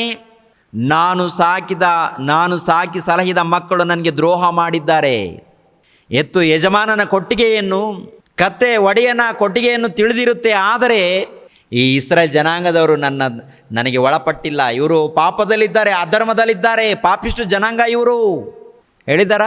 ಇಸ್ರಾಯೇಲರನ್ನು ಕುರಿತು ಪ್ರವಾದನೆ ಏನ್ರಿ, ಇಸ್ರಾಯೇಲರನ್ನು ಕುರಿತು ನೊಂದುಕೊಂಡ ನಂತರ ಅಶೂರಿಯರು ಬಂದು ಇವರನ್ನು ಸೆರೆ ಹಿಡಿದು ಕರ್ಕೊಂಡು ಹೋಗ್ತಾರೆ. ಪ್ರಿಯರೇ, ಹಾಳಾಗುತ್ತೇರಿ. ಸಮರಿಯ ಪಟ್ಟಣದಲ್ಲಿದ್ದಂಥ ಆಸ್ತಿ ಪಾಸ್ತಿ, ಅಂದರೆ ಇಸ್ರಾಯೇಲರಿಗೆ ಕೊಡಲ್ಪಟ್ಟಿರುವಂಥ ಆಸ್ತಿ ಪಾಸ್ತಿ ಎಲ್ಲ ಕೂಡ ನಾಶವಾಗುತ್ತೆ. ದೇವರಿಗೆ ಒಳಪಟ್ಟಾಗ ಆಶೀರ್ವಾದದ ಮೇಲೆ ಆಶೀರ್ವಾದ, ದೇವರನ್ನ ಬಿಟ್ಟಾಗ ಶಾಪಗಳು. ಅದೇ ಪ್ರಕಾರ ಯೆಹೂದ್ಯರಿದ್ದಾರಲ್ಲ, ಇನ್ನೊಂದು ಗೋತ್ರ, ಇನ್ನೊಂದು ರಾಜ್ಯ, ಯೂದ ರಾಜ್ಯ. ಯೂದ ರಾಜ್ಯಕ್ಕೆ ಕೂಡ ಏನ್ರಿ ಯೆಶಾಯನು ಪ್ರವಾದನೆ ಮಾಡ್ತಾನೆ, ಸರಿ ಮಾಡಿಕೊಡ್ರಿ ಅಂತ ಹೇಳ್ತಾನೆ. ಆನಂತರ ಯೆರೆಮೀಯ, ಆನಂತರ ಚೆಫನ್ಯನು, ಮೇಕನು, ಕೆಲವರು ಪ್ರವಾದಿಗಳಿದ್ದಾರೆ. ಇವರೆಲ್ಲರೂ ಹೇಳಿದ್ರು ಕೂಡ ಅವರು ಕೂಡ ಏನ್ರಿ ತಮ್ಮ ಮನಸ್ಸುಗಳನ್ನು ಸರಿ ಮಾಡಿಕೊಳ್ಳದೆ, ಬದಲಾವಣೆ ಆಗದೆ, ಅವರು ಕೂಡ ಪಾಪದ ಮೇಲೆ ಪಾಪ ಮಾಡ್ಕೊಂಡು ಹೋಗ್ತಾರೆ. ಇವರನ್ನು ಬ್ಯಾಬಿಲೋನ್ ಸಾಮ್ರಾಜ್ಯಕ್ಕೆ ಒಪ್ಪಿಸಿಕೊಡ್ತಾರೆ. ಯೆರೂಸಲೇಮ್ ಪಟ್ಟಣ ಸಂಪೂರ್ಣವಾಗಿ ಖಾಲಿಯಾಗುತ್ತೆ. ಯೆರೂಸಲೇಮ್ ಪಟ್ಟಣದಲ್ಲಿದ್ದಂಥ ಮನೆಗಳು, ಅರಮನೆಗಳು ಎಲ್ಲ ಧ್ವಂಸವಾಗುತ್ತೆ, ತೋಟಗಳು ನಾಶವಾಗುತ್ತೆ, ಸ್ವಾಧೀನ ಮಾಡಿಕೊಳ್ತಾರೆ. ಕ್ರಿಸ್ತಪೂರ್ವ 610ರಿಂದ ಕ್ರಿಸ್ತಪೂರ್ವ 586 ತನಕ ಧ್ವಂಸವಾಗುತ್ತೆ. ಆನಂತರ ಪ್ರಿಯರಾದ ದೇವ್ರ ಮಕ್ಕಳಿರ, ಏನ್ರಿ 70 ವರ್ಷ ಆದ ನಂತರ ನಿಮಗೆ ಬಿಡುಗಡೆ ಆಗುತ್ತೆ ಅಂತ ಹೇಳ್ತಾರೆ. ಅದೇ ಪ್ರಕಾರ 70 ವರ್ಷ ಆದ ನಂತರ ಬಿಡುಗಡೆ ಆಗುತ್ತೆ. ಪಾರಸಿಯ ಸಾಮ್ರಾಜ್ಯವನ್ನು ಆಳುವಂಥ ಕೋರೇಶನ ಕಾಲದಲ್ಲಿ ಇಸ್ರಾಯೇಲ್ ಜನಾಂಗದವರು ಮತ್ತೆ ಸ್ವಂತ ದೇಶಕ್ಕೆ ಬರ್ತಾರೆ. ಹೀಗೆ ಸ್ವಂತ ದೇಶಕ್ಕೆ ಬರ್ತಾರೆ ಎನ್ನುವಂಥದ್ದು ಕೂಡ ಪ್ರವಾದನೆ ಇರುತ್ತೆ.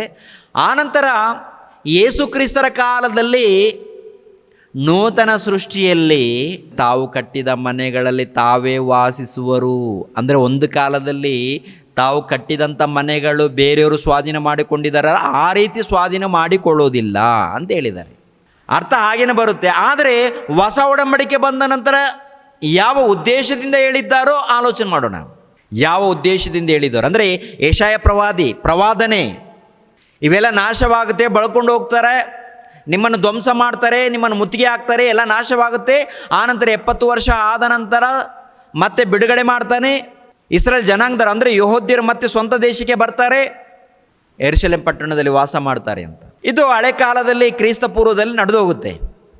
ಆದರೆ ಪ್ರಿಯರಾದ ದೇವರ ಮಕ್ಕಳಿರ, ಯೆಶಾಯನ ಮೂಲಕ ನುಡಿದಿರುವಂಥ ಈ ಪ್ರವಾದನೆ ಯೇಸು ಕ್ರಿಸ್ತರ ಕಾಲದಲ್ಲಿ ಪ್ರಾರಂಭವಾಗುತ್ತೆ ರೀ. ಯೆಶಾಯನ ಗ್ರಂಥ 65ನೇ ಅಧ್ಯಾಯ 21-22. ಅಲ್ಲಿನ ಜನರು ತಾವು ಕಟ್ಟಿದ ಮನೆಗಳಲ್ಲಿ ತಾವೇ ವಾಸಿಸುವರು. ಅದಕ್ಕಿಂತ ಮುಂಚಿತವಾಗಿ ತಾವು ಕಟ್ಟಿದ ಮನೆಗಳು ಬೇರೆಯವರು ಸ್ವಾಧೀನ ಮಾಡಿಕೊಂಡಿದ್ದಾರೆ, ಹಾಳು ಮಾಡಿದ್ದಾರೆ. ಆದರೆ ನೂತನ ಸೃಷ್ಟಿಯಲ್ಲಿ ಯಾರು ಹಾಳು ಮಾಡೋದಿಲ್ಲ. ನೂತನ ಸೃಷ್ಟಿಯಲ್ಲಿ ಯಾರು ಹಾಳು ಮಾಡೋದಿಲ್ಲ. ಕ್ರಿಸ್ತನ ರಾಜ್ಯದಲ್ಲಿ, ಕ್ರಿಸ್ತನ ಸಭೆಯಲ್ಲಿ ಯಾರು ಹಾಳು ಮಾಡೋದಿಲ್ಲ. ಅದು ಹೇಗೆ, ಅದು ಯಾವ ರೀತಿ, ಯಾವಾಗ ಅದು ಅನ್ನೋದನ್ನು ಗಮನಿಸೋಣ. ಅಂದರೆ ಅಲ್ಲಿನ ಜನರು ತಾವು ಕಟ್ಟಿದ ಮನೆಗಳಲ್ಲಿ ತಾವೇ ವಾಸಿಸುವರು, ತಾವು ಮಾಡಿದ ತೋಟದ ಫಲಗಳನ್ನು ತಾವೇ ಅನುಭವಿಸುವರು. ಒಬ್ಬನು ಕಟ್ಟಿದ ಮನೆಯಲ್ಲಿ ಬೇರೊಬ್ಬನು ವಾಸಿಸನು, ಒಬ್ಬನು ಮಾಡಿದ ತೋಟದ ಫಲವು ಇನ್ನೊಬ್ಬನಿಗೆ ವಶವಾಗದು. ಅಂದರೆ ಕ್ರಿಸ್ತ ಪೂರ್ವದಲ್ಲಿ ಶಾಪ ಕೊಟ್ಟಿದ್ದಾರೆ ನೋಡಿ. ಅಂದರೆ ದೇವರ ಮಾರ್ಗವನ್ನು ಬಿಟ್ಟು ನಡ್ಕೊಂಡ್ರೆ ಇನ್ನೊಬ್ಬರಿಗೆ ವಶವಾಗುತ್ತೆ, ಇನ್ನೊಬ್ಬರಿಗೆ ವಶ ಮಾಡುತ್ತೇನೆ ಅಂತ ಹೇಳಿದ್ದಾರೆ ನೋಡಿ. ವಶ ಮಾಡುತ್ತೆ ಅಂತ ಹೇಳಿದ ನಂತರ ವಶ ಮಾಡಿದ್ದಾನೆ. ಹೊಸ ಒಡಂಬಡಿಕೆ ಬಂದ ನಂತರ ನೂತನ ಸೃಷ್ಟಿಯಲ್ಲಿ ಮಾತ್ರ ಇನ್ನೊಂದು ಆಶೀರ್ವಾದ ಕೊಡ್ತಾನೆ. ಎಂಥ ಆಶೀರ್ವಾದ ಅಂತ ನೋಡುವಾಗ, ಕ್ರಿಸ್ತನ ರಾಜ್ಯ ಬಂದಾಗ ಏನ್ರಿ, ನೂತನ ಸೃಷ್ಟಿ ಪ್ರಾರಂಭವಾದಾಗ ಅದರಲ್ಲಿ ತಾವು ಕಟ್ಟಿದ ಮನೆಗಳಲ್ಲಿ ತಾವೇ ವಾಸಿಸುವರು ಅಂತೇಳಿ. ನೂತನ ರಾಜ್ಯ ಪ್ರಾರಂಭವಾಗಿದೆಯಾ? 1ನೇ ಶತಮಾನದಲ್ಲಿ ಪ್ರಾರಂಭವಾಗಿದೆಯಾ? ಕ್ರೈಸ್ತನ ಮೂಲಕ ನೂತನ ಸೃಷ್ಟಿ ಪ್ರಾರಂಭ. ನೂತನ ಸೃಷ್ಟಿ ಅಂದರೆ ಒಂದು ಸಾರಿ ಆ ಮಾತನ್ನು ಕೂಡ ಮತ್ತೆ ನೆನಪು ಮಾಡ್ಕೊಳ್ಳೋಣ. ಒಂದು ಸಾರಿ ತೋರಿಸಿದ್ದೀನಿ, ಮತ್ತೊಂದು ಸಾರಿ ನೆನಪು ಮಾಡೋಣ. 2ನೇ ಕೊರಿಂಥದವರಿಗೆ ಬರೆದ ಪತ್ರಿಕೆ 5ನೇ ಅಧ್ಯಾಯ 17ನೇ ವಚನ ನೋಡಿ. 5:17. ಹೀಗಿರಲಾಗಿ ಯಾವನಾದರೂ ಕ್ರಿಸ್ತನಲ್ಲಿದ್ದರೆ ಅವನು ನೂತನ ಸೃಷ್ಟಿಯಾದನು. ಈಗೋ ಪೂರ್ವಸ್ಥಿತಿ ಹೋಗಿ ಎಲ್ಲ ನೂತನವಾಯಿತು. ಯಾವನಾದರೂ ಕ್ರಿಸ್ತನಲ್ಲಿದ್ದರೆ ಅವನು ನೂತನ ಸೃಷ್ಟಿಯಾದನು. ಎಲ್ಲ ನೂತನವಾಯಿತು ಅಂದರೆ ಏನು ಅಂದ್ಕೊಂಡಿದ್ದೀರಾ? ಆಕಾಶ ಅಲ್ಲ, ಭೂಮಿ ಅಲ್ಲ. ದೇವರ ಮಕ್ಕಳಾಗಿರುವಂಥ ಕ್ರೈಸ್ತರು ಕ್ರಿಸ್ತನನ್ನು ನಂಬಿದ ಮೇಲೆ, ಕ್ರಿಸ್ತನನ್ನು ಸೇರಿಸಿಕೊಂಡ ಮೇಲೆ ನೂತನ. ಅವನ ಮಾತುಗಳು ನೂತನ, ಅವನ ಪ್ರವರ್ತನೆ ನೂತನ, ಅವನ ಕ್ರಿಯೆಗಳು ನೂತನ, ಎಲ್ಲ ನೂತನವಾಗಿರುತ್ತೆ. ಏನು ನೂತನ ಅಂತ ನೋಡುವಾಗ ಮಾತಿನಲ್ಲಿ ಕ್ರಿಸ್ತನು ಕಾಣ್ತಾನೆ, ಕ್ರಿಯೆಗಳಲ್ಲಿ ಕ್ರಿಸ್ತನು ಕಾಣ್ತಾನೆ, ತ್ಯಾಗದಲ್ಲಿ ಕ್ರಿಸ್ತನು ಕಾಣ್ತಾನೆ, ಎಲ್ಲ ಕೂಡ ನೂತನ ಕಾಣುತ್ತೆ ರೀ. ಅದು 1ನೇ ಶತಮಾನದಲ್ಲಿ ಅಪೋಸ್ತಲರ ಮೂಲಕ ಪ್ರಾರಂಭವಾಗಿದೆ. ಮತ್ತು ಅವರ ಮಧ್ಯದಲ್ಲಿ ತಾವು ಕಟ್ಟಿರುವಂಥ ಮನೆಗಳು ತಾವು ಅನುಭವಿಸಿದ್ದಾರೆ ಅಂತ ನೋಡುವಾಗ ಏನ್ರಿ, ಆ ಮನೆಗಳನ್ನು ಕೂಡ ಏನು ಮಾಡಿದ್ದಾರೆ ಗೊತ್ತಾ? ದೇವರ ಸೇವೆ ನಿಮಿತ್ತವಾಗಿ, ದೇವರ ರಾಜ್ಯದ ನಿಮಿತ್ತವಾಗಿ ಹೊಲಗಳು, ಮನೆಗಳು ಇದ್ದವರೆಲ್ಲರೂ ಕೂಡ ಮಾರಿ ದೇವರ ರಾಜ್ಯದಗೋಸ್ಕರ ಅಭಿವೃದ್ಧಿ ಮಾಡಿದ್ದಾರಲ್ವಾ, ಮಾರಿದ್ದಾರೆ. ಮನೆಗಳನ್ನು, ಆಸ್ತಿಯನ್ನು ಎಲ್ಲವನ್ನು ಮಾರಿ ದೇವರ ಸುವಾರ್ತೆಗೋಸ್ಕರ, ದೇವರ ರಾಜ್ಯದಗೋಸ್ಕರ ಮಾರಿ ಅಭಿವೃದ್ಧಿ ಮಾಡಿದ್ದಾರೆ ಅವರೆಲ್ಲರೂ ಕೂಡ. ಆ ಮಾತನ್ನು ಮತ್ತೊಂದು ಸಾರಿ ನೆನಪು ಮಾಡ್ಕೊಳ್ಳೋಣ. ಅಪೋಸ್ತಲರ ಕೃತ್ಯಗಳು 2ನೇ ಅಧ್ಯಾಯ, ಅಪೋಸ್ತಲರ ಕೃತ್ಯಗಳು 2ನೇ ಅಧ್ಯಾಯ. ಎಲ್ಲರಿಗೂ ಭಯ ಉಂಟಾಯಿತು. ಇದಲ್ಲದೆ ಅನೇಕ ಅದ್ಭುತ ಕಾರ್ಯಗಳು, ಸೂಚಕ ಕಾರ್ಯಗಳು ಅಪೋಸ್ತಲರ ಕೈಯಿಂದ ನಡೆದವು. ನಂಬಿದವರೆಲ್ಲರೂ ಒಗ್ಗಟ್ಟಾಗಿದ್ದು ತಮ್ಮದೆಲ್ಲವನ್ನು ಉದುವಾಗಿ ಅನುಭೋಗಿಸುತ್ತಾ ತಮ್ಮ ಚರಸ್ಥಿರ ಸ್ವತ್ತುಗಳನ್ನು ಮಾರಿ ಬಂದ ಹಣವನ್ನು ಎಲ್ಲರಿಗೂ ಅವರವರ ಅಗತ್ಯವಿದ್ದ ಹಾಗೆ ಹಂಚಿಕೊಡುತ್ತಾ ಇದ್ದರು. ಅವರು ದಿನಾಲೂ ಏಕ ಮನಸ್ಸಿನಿಂದ ದೇವಾಲಯದಲ್ಲಿ ಕೂಡುತ್ತಾ, ಮನೆಗಳಲ್ಲಿ ರೊಟ್ಟಿ ಮುರಿಯುತ್ತಾ, ಉಲ್ಲಾಸದಿಂದಲೂ ಸರಳ ಹೃದಯದಿಂದಲೂ ಊಟ ಮಾಡುತ್ತಾ ಇದ್ದರು. ಅಂದರೆ ಏನು ಮಾಡಿದ್ದಾರೆ? ತಮ್ಮ ಚರಾಸ್ಥಿರ ಸ್ವತ್ತುಗಳನ್ನು ಮಾರಿ, ಚರಾಸ್ಥಿರ ಅಂದರೆ ಮನೆಗಳಾಗಿರ್ಬೋದು, ಹೊಲಗಳಾಗಿರ್ಬೋದು, ಏನೇ ಆಗಿರ್ಬೋದು, ಏನೇನಿದೆಯೋ ಎಲ್ಲವನ್ನು ಮಾರಿ ಏನ್ರಿ, ದೇವರ ಸಭೆಯಾಗಿರುವಂಥ ನೂತನ ಸೃಷ್ಟಿಯಲ್ಲಿ ಸೇರಿಸಲ್ಪಟ್ಟಿರುವಂಥ ಎಲ್ಲರೂ ಕೂಡ ಹಂಚಿಕೊಂಡು ಊಟ ಮಾಡಿದ್ದಾರಂತೆ. ಅದರಲ್ಲಿ ಶ್ರೀಮಂತರು, ಕೋಟ್ಯಾಧೀಶ್ವರರು ಎಲ್ಲರಿದ್ದಾರೆ, ಬಡವರಿದ್ದಾರೆ, ಶ್ರೀಮಂತರಿದ್ದಾರೆ. ಏನು ಮಾಡಿದ್ದಾರೆ? ಶ್ರೀಮಂತರಿದ್ದರು, ಕೋಟ್ಯಾಧೀಶ್ವರ ಆಗಿರುವಂಥ ಇವರೆಲ್ಲರೂ ಏನು ಮಾಡಿದ್ದಾರೆ ಅಂತ ನೋಡುವಾಗ, ನಾವೆಲ್ಲರೂ ದೇವರ ಮಕ್ಕಳು, ನಾವೆಲ್ಲರೂ ಒಂದೇ ಆಗಿರುವಂಥ ನಾವೆಲ್ಲರೂ ಒಗ್ಗಟ್ಟಾಗಿರೋಣ, ದೇವರ ರಾಜ್ಯವನ್ನು ಕಟ್ಟೋಣ, ದೇವರ ರಾಜ್ಯವನ್ನು ಅಭಿವೃದ್ಧಿ ಮಾಡೋಣ ಅಂತ ಹೇಳಿ ಎಲ್ಲರೂ ಕೂಡ ಕೈಗಳನ್ನು ಜೋಡಿಸಿ ಅವರಲ್ಲಿ ಏನೇನಿದೆ ಎಲ್ಲ ತಂದು ಹಾಕಿದ್ದಾರೆ. ಆನಂತರ ಎಷ್ಟು ಊಟ ಬೇಕೋ ಅವರು ಊಟ ಮಾಡಿ, ಆನಂತರ ಕೆಲಸ ಮಾಡಿಕೊಂಡು ದುಡಿದು ಆನಂತರ ಸೇವೆಯನ್ನು ಅಭಿವೃದ್ಧಿ ಮಾಡಿದ್ದಾರೆ ಅವರೆಲ್ಲರೂ. ಆಗಿರುವಾಗ ತಾವು ಕಟ್ಟಿರುವಂಥ ಮನೆಗಳು ಯಾರ ಪಾಲಾಗಿದೆ? ಯಾರಿಗೋಸ್ಕರ ಬಳಸಿದ್ದಾರೆ? ಯಾರಿಗೋಸ್ಕರ? ದೇವರ ಸುವಾರ್ತೆಗೋಸ್ಕರ ಅವರು ಖರ್ಚು ಮಾಡಿದ್ದಾರಾ? ಅನುಭವಿಸಿದ್ದಾರಾ? ತ್ಯಾಗ ಮಾಡಿದ್ದಾರೆ ಅವರೆಲ್ಲರೂ. ಆಗಿರುವಾಗ ಅನುಭವಿಸೋದಂದ್ರೆ ಏನು? ತಾವು ಕಟ್ಟಿರುವಂಥ ಮನೆಗಳು ತಾವೇ ವಾಸಿಸುವರು, ತಾವು ಮಾಡಿದ ತೋಟದ ಫಲಗಳನ್ನು ತಾವೇ ಅನುಭವಿಸುವರು, ಬೇರೊಬ್ಬರು ಸ್ವಾಧೀನ ಮಾಡಿಕೊಳ್ಳೋದಿಲ್ಲ. ಅಂದರೆ ಏನಿದರ ಅರ್ಥ? ಆ ಅರ್ಥದ ಪ್ರಕಾರ ನೋಡುವಾಗ 1ನೇ ಶತಮಾನದಲ್ಲಿ ಕ್ರೈಸ್ತರ ಮಧ್ಯದಲ್ಲಿ ನೋಡುವಾಗ ಏನ್ರಿ, ಆಸ್ತಿ ಚರಸ್ಥಿರ ಸೊತ್ತುಗಳನ್ನು ಮಾರಿ ದೇವರ ಸುವಾರ್ತೆಗೋಸ್ಕರ ತ್ಯಾಗ ಮಾಡಿರುವಂಥ ಭಕ್ತರು ಅವರು. ಪೌಲ ನೋಡುವಾಗ ಇರುವಂಥ ಆಸ್ತಿ ಎಲ್ಲ ಕೂಡ ಸಮರ್ಪಣೆ ಮಾಡಿಕೊಂಡಿದ್ದಾನೆ. ಇದೆಲ್ಲ ಕಸ ಅಂತ ಹೇಳ್ಕೊಂಡಿದ್ದಾನೆ. ಕಸ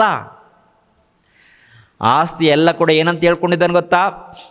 ಅಪೊಸ್ತಲನಾಗಿರುವಂಥ ಪೌಲನು, ಇದೆಲ್ಲ ನನಗೆ ಕಸ, ಅಧಿಕಾರ ಅದೊಂದು ಕಸ, ಈ ಸಂಪಾದನೆ, ಈ ಒಂದು ಆಸ್ತಿ ಏನೇನಿದೆ ಎಲ್ಲ ಕಸ ಅಂತ ಅಂದುಕೊಂಡು ಎಲ್ಲ ಬಿಟ್ಟು ಬಡವರಿಗೆ ಹಂಚಿ ದೇವರ ಸೇವೆ ನಿಮಿತ್ತವಾಗಿ ಸಿದ್ಧನಾಗಿರುವಂಥ ಸೇವಕನೇ ಅಪೊಸ್ತಲನಾಗಿರುವಂಥ ಪೌಲನು. ಅದೇ ಪ್ರಕಾರ ಬರ್ನಬಾನು ನೋಡಿ, ಆತನ ಬಗ್ಗೆ ಕೂಡ ಎಷ್ಟು ಅದ್ಭುತವಾಗಿ ಬರೆಯಲ್ಪಟ್ಟಿದೆಯೋ. ಒಂದ್ಸಾರಿ ಅಪೊಸ್ತಲರ ಕೃತ್ಯಗಳು 4ನೇ ಅಧ್ಯಾಯ 32, ನಂಬಿದ ಮಂಡಳಿಯವರ ಹೃದಯವೂ ಪ್ರಾಣವೂ ಒಂದೇ ಆಗಿತ್ತು. ಇದಲ್ಲದೆ ಒಬ್ಬನಾದರೂ ತನಗಿದ್ದ ಆಸ್ತಿಯಲ್ಲಿ ಯಾವುದೊಂದನ್ನು ಸ್ವಂತವಾದದ್ದೆಂದು ಹೇಳಲಿಲ್ಲ. ಎಲ್ಲವೂ ಅವರಿಗೆ ಹುದುವಾಗಿತ್ತು. ಮತ್ತು ಕರ್ತನಾದ ಯೇಸು ಜೀವಂತನಾಗಿ ಎದ್ದು ಬಂದನೆಂಬುದಕ್ಕೆ ಅಪೊಸ್ತಲರು ಬಹು ಬಲವಾಗಿ ಸಾಕ್ಷಿ ಹೇಳುತ್ತಿದ್ದರು. ಬಹಳ ದೈವ ಅವರೆಲ್ಲರ ಮೇಲೆ ಇತ್ತು. ಅವರಲ್ಲಿ ಕೊರತೆ ಪಡುವವನು ಒಬ್ಬನೂ ಇರಲಿಲ್ಲ. ಈಗಿನ ಕಾಲದಲ್ಲಿ ನೋಡಿ ಪ್ರಿಯರಾದ ದೇವರ ಮಕ್ಕಳಿರ, ದೊಡ್ಡ ದೊಡ್ಡ ಬೋಧಕರಿರ್ತಾರೆ. ಎಲ್ಲ ಕೊಡ್ರಿ, ನಮಗೆ ಕೊಡಿ ಅಂತೇಳಿ ಬಡವ್ರದ್ದೆಲ್ಲ ದೋಚ್ಕೊಳ್ತಾರೆ. ಇವರು ಕೋಟ್ಯಾಧೀಶ್ವರರಾಗ್ತಾರೆ. ದೇವರ ಸುವಾರ್ತೆ, ದೇವರ ರಾಜ್ಯ, ದೇವರ ರಾಜ್ಯ ಅಭಿವೃದ್ಧಿ ಮಾಡ್ತೀವಿ, ದೇವರ ರಾಜ್ಯ ಕಟ್ತೀವಿ ಅಂತ ಹೇಳಿ ಕೋಟ್ಯಾಧೀಶ್ವರರು. ಬಡವರು ಆ ಸಭೆಯಲ್ಲೂ ಕೂಡ ಬಡವರು ಹಾಗೆ ಕೊರಗುತ್ತಾ ಇರ್ತಾರೆ. ಬಡ ಸೇವಕರು ಕೊರಗುತ್ತಾ ಇರ್ತಾರೆ. ಸುವಾರ್ತಿಕರು 1ನೇ ಶತಮಾನದಲ್ಲಿ ಕ್ರೈಸ್ತರ ಮಧ್ಯದಲ್ಲಿ ಹಾಗಿಲ್ಲ. ಎಲ್ಲರೂ ಸಮಾನ, ಬಡವರು ಶ್ರೀಮಂತರು ಎಲ್ಲರೂ ಸಮಾನವಾಗಿ ಜೀವಿಸುತ್ತಾರೆ. ಪ್ರಿಯರಾದ ದೇವ್ರ ಮಕ್ಕಳಿರ, ಅವ್ರ ಮಧ್ಯದಲ್ಲಿ ಏನ್ರಿ, ಅವ್ರ ಮಧ್ಯದಲ್ಲಿ ನೋಡುವಾಗ ಯಾವುದು ಕೂಡ ನಮ್ಮದು ಸ್ವಂತವಾದದಿಂದ ಏನ್ರಿ ನೆನೆಸಿಲ್ವಂತೆ, ಹೇಳ್ಕೊಂಡಿಲ್ವಂತೆ. ದೇವ್ರ ಸೇವೆಗೋಸ್ಕರ ಕೊಟ್ಟಿದ್ದೀನಿ, ಆಯ್ತು, ದೇವ್ರ ಸೇವೆಗೋಸ್ಕರ ನಾನು ತ್ಯಾಗ ಮಾಡಿದ್ದೀನಿ, ದೇವ್ರ ಸೇವೆಗೋಸ್ಕರ ನಾನು ನಿಂತಿದ್ದೀನಿ. ಮತ್ತು ಈಗಿನ ಕಾಲದಲ್ಲಿ ನಿಂತಿದ್ದಾರೆ ಯಾರಾದರೂ? ಈಗಿನ ಕಾಲದಲ್ಲಿ ಹೇಗಿದ್ದೀವಿ ಒಂದು ಸಾರಿ ನೋಡಿ ಪ್ರಿಯರೇ. ಅಂದರೆ ಯೆಶಾಯನ ಗ್ರಂಥದಲ್ಲಿ ನೋಡುವಾಗ ತಾವು ಕಟ್ಟಿದ ಮನೆಗಳಲ್ಲಿ ತಾವೇ ವಾಸಿಸುವರಂದರೆ ಕಟ್ಟಿದ ಮನೆಗಳ ಎಲ್ಲಿ ವಾಸಿಸ್ತಾರೆ? ಎಲ್ಲ ತ್ಯಾಗ ಮಾಡಿದ್ದಾರೆ. ಮತ್ತು ಯಾವುದನ್ನು ಕುರಿತು ಹೇಳಿದ್ದಾರೆ ಅಂತ ನೋಡುವಾಗ 2ನೇ ಕೊರಿಂಥದವರಿಗೆ ಬರೆದ ಪತ್ರಿಕೆ 5ನೇ ಅಧ್ಯಾಯ ನೋಡಿ.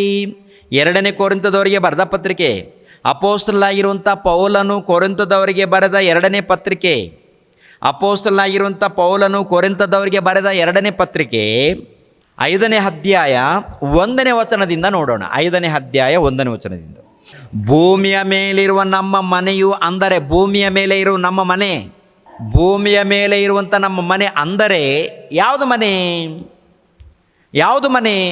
ನಾವು ಅಂದುಕೊಳ್ತೀವಿ ಮನೆ ಅಂದರೆ ಇದು ಅಂದುಕೊಳ್ತೀವಿ.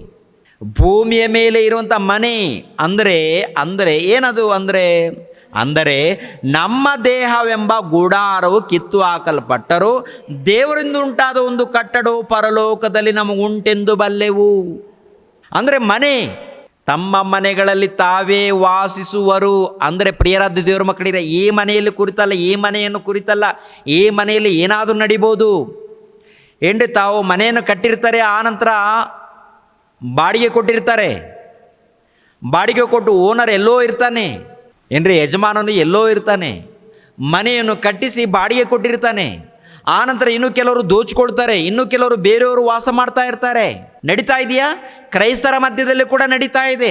ಆದರೆ ದೇವರು ಹೇಳಿರುವಂಥದ್ದು ಏನಂತ ನೋಡುವಾಗ, ದೇವರು ಹೇಳಿರುವಂಥದ್ದು ನಿಜವಾದ ಮನೆಯನ್ನು ಕುರಿತು ಹೇಳಿದ್ದಾರೆ. ನಿಜವಾದ ಒಂದು ಮನೆ ಇದೆ, ಆ ಮನೆಯನ್ನು ಕುರಿತು ನೆನಪು ಮಾಡ್ತಾ ಇದ್ದಾರೆ. ಏನು ಅದು ಮನೆ ಅಂತ ನೋಡುವಾಗ, ನಮ್ಮ ದೇಹವೆಂಬ ಗುಡಾರ ಎನ್ನುವಂಥ ಮನೆ. ಅಂದರೆ ಈ ದೇಹ ಇದೆಯಲ್ಲ, ಇದು ಮನೆ. ಯಾರಿಗೆ ಮನೆ? ಇದು ನಿನಗೆ ಮನೆ. ಯಾರಿಗೆ ಮನೆ? ಇದು ನಿನಗೆ ಮನೆ. ನೀನಂದರೆ ಯಾರು? ನೀನು ಅಂದರೆ ಆತ್ಮ.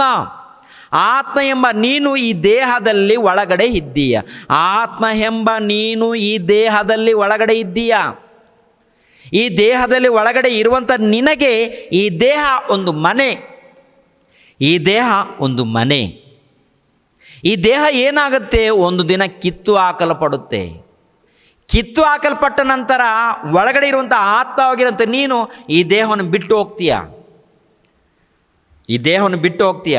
ಆದರೆ ಬಿಟ್ಟು ಹೋಗೋದಕ್ಕಿಂತ ಮುಂಚೆ ಏನೇನು ನಡೀತಾ ಇದೆ ಒಂದು ಸಾರಿ ಗಮನಿಸಬೇಕು. ಭೂಮಿಯ ಮೇಲಿರುವ ನಮ್ಮ ಮನೆಯು, ಅಂದರೆ ನಮ್ಮ ದೇಹವೆಂಬ ಗುಡಾರವು ಕಿತ್ತು ಹಾಕಲ್ಪಟ್ಟರು, ದೇವರಿಂದ ಉಂಟಾದ ಒಂದು ಕಟ್ಟಡವು ಪರಲೋಕದಲ್ಲಿ ನಮಗುಂಟೆಂದು ಬಲ್ಲೆವು. ಅಂದರೆ ದೇವರಿಂದ ಕೂಡ ಒಂದು ಕಟ್ಟಡ ಪರಲೋಕದಲ್ಲಿ ಇದೆ ಅಂತ, ಒಂದು ಮನೆ. ದೇವರಿಂದ ಉಂಟಾದ ಒಂದು ಮನೆ ಇದೆ ಅಂತೆ. ಒಂದು ಕಟ್ಟಡವು ಪರಲೋಕದಲ್ಲಿ ನಮಗುಂಟು. ಪರಲೋಕದಲ್ಲಿ ನಮಗೋಸ್ಕರ ಒಂದು ಮನೆ ಇದೆ. ಪರಲೋಕದಲ್ಲಿ ನಮಗೋಸ್ಕರ ಒಂದು ಮನೆ ಇದೆ. ಒಂದು ಕಟ್ಟಡವು ಪರಲೋಕದಲ್ಲಿದೆ, ನಮಗುಂಟು ಎಂದು ಬಲ್ಲೆವು. ಅದು ಕೈಯಿಂದ ಕಟ್ಟಿದ ಮನೆಯಾಗಿರದೆ ನಿತ್ಯವಾಗಿರುವಂಥದ್ದಾಗಿದೆ. ನಿತ್ಯವಾಗಿರುತ್ತೆ ಆ ಮನೆ. ಭೂಲೋಕದಲ್ಲಿದ್ದಂಥ ಮನೆ 30 ವರ್ಷ, 40 ವರ್ಷ, 50 ವರ್ಷ, 100 ವರ್ಷ ಅಂದರೆ ಹೆಚ್ಚಾಯಿತು. ಒಂದು ವೇಳೆ ಇದ್ದರೂ 200 ವರ್ಷ, ಇನ್ನೂ ಜಾಸ್ತಿ ಇದ್ದರೂ 300 ವರ್ಷ, ಏನೋ ಇದ್ದರೂ ಒಂದು 500 ವರ್ಷ. ಆನಂತರ ಏನಾಗುತ್ತೆ? ಎಲ್ಲ ಬಿದ್ದೋಗುತ್ತೆ, ನಾಶವಾಗುತ್ತೆ. ನಾಶವಾಗುತ್ತೆ ಭೂಲೋಕದಲ್ಲಿದ್ದಂಥ ಮನೆಗಳು. ಬೇರೆಯವರು ವಶವಾಗುತ್ತೆ ಭೂಲೋಕದಲ್ಲಿದ್ದಂಥ ಮನೆಗಳು. ಆದರೆ ಇನ್ನೊಂದು ಮನೆ ಇದೆಯಂತೆ, ಇನ್ನೊಂದು ಕಟ್ಟಡ ಇದೆಯಂತೆ, ಅದು ಪರಲೋಕದಲ್ಲಿದ್ದಂತೆ. ಪರಲೋಕದಲ್ಲಿದ್ದಂಥ ಕಟ್ಟಡ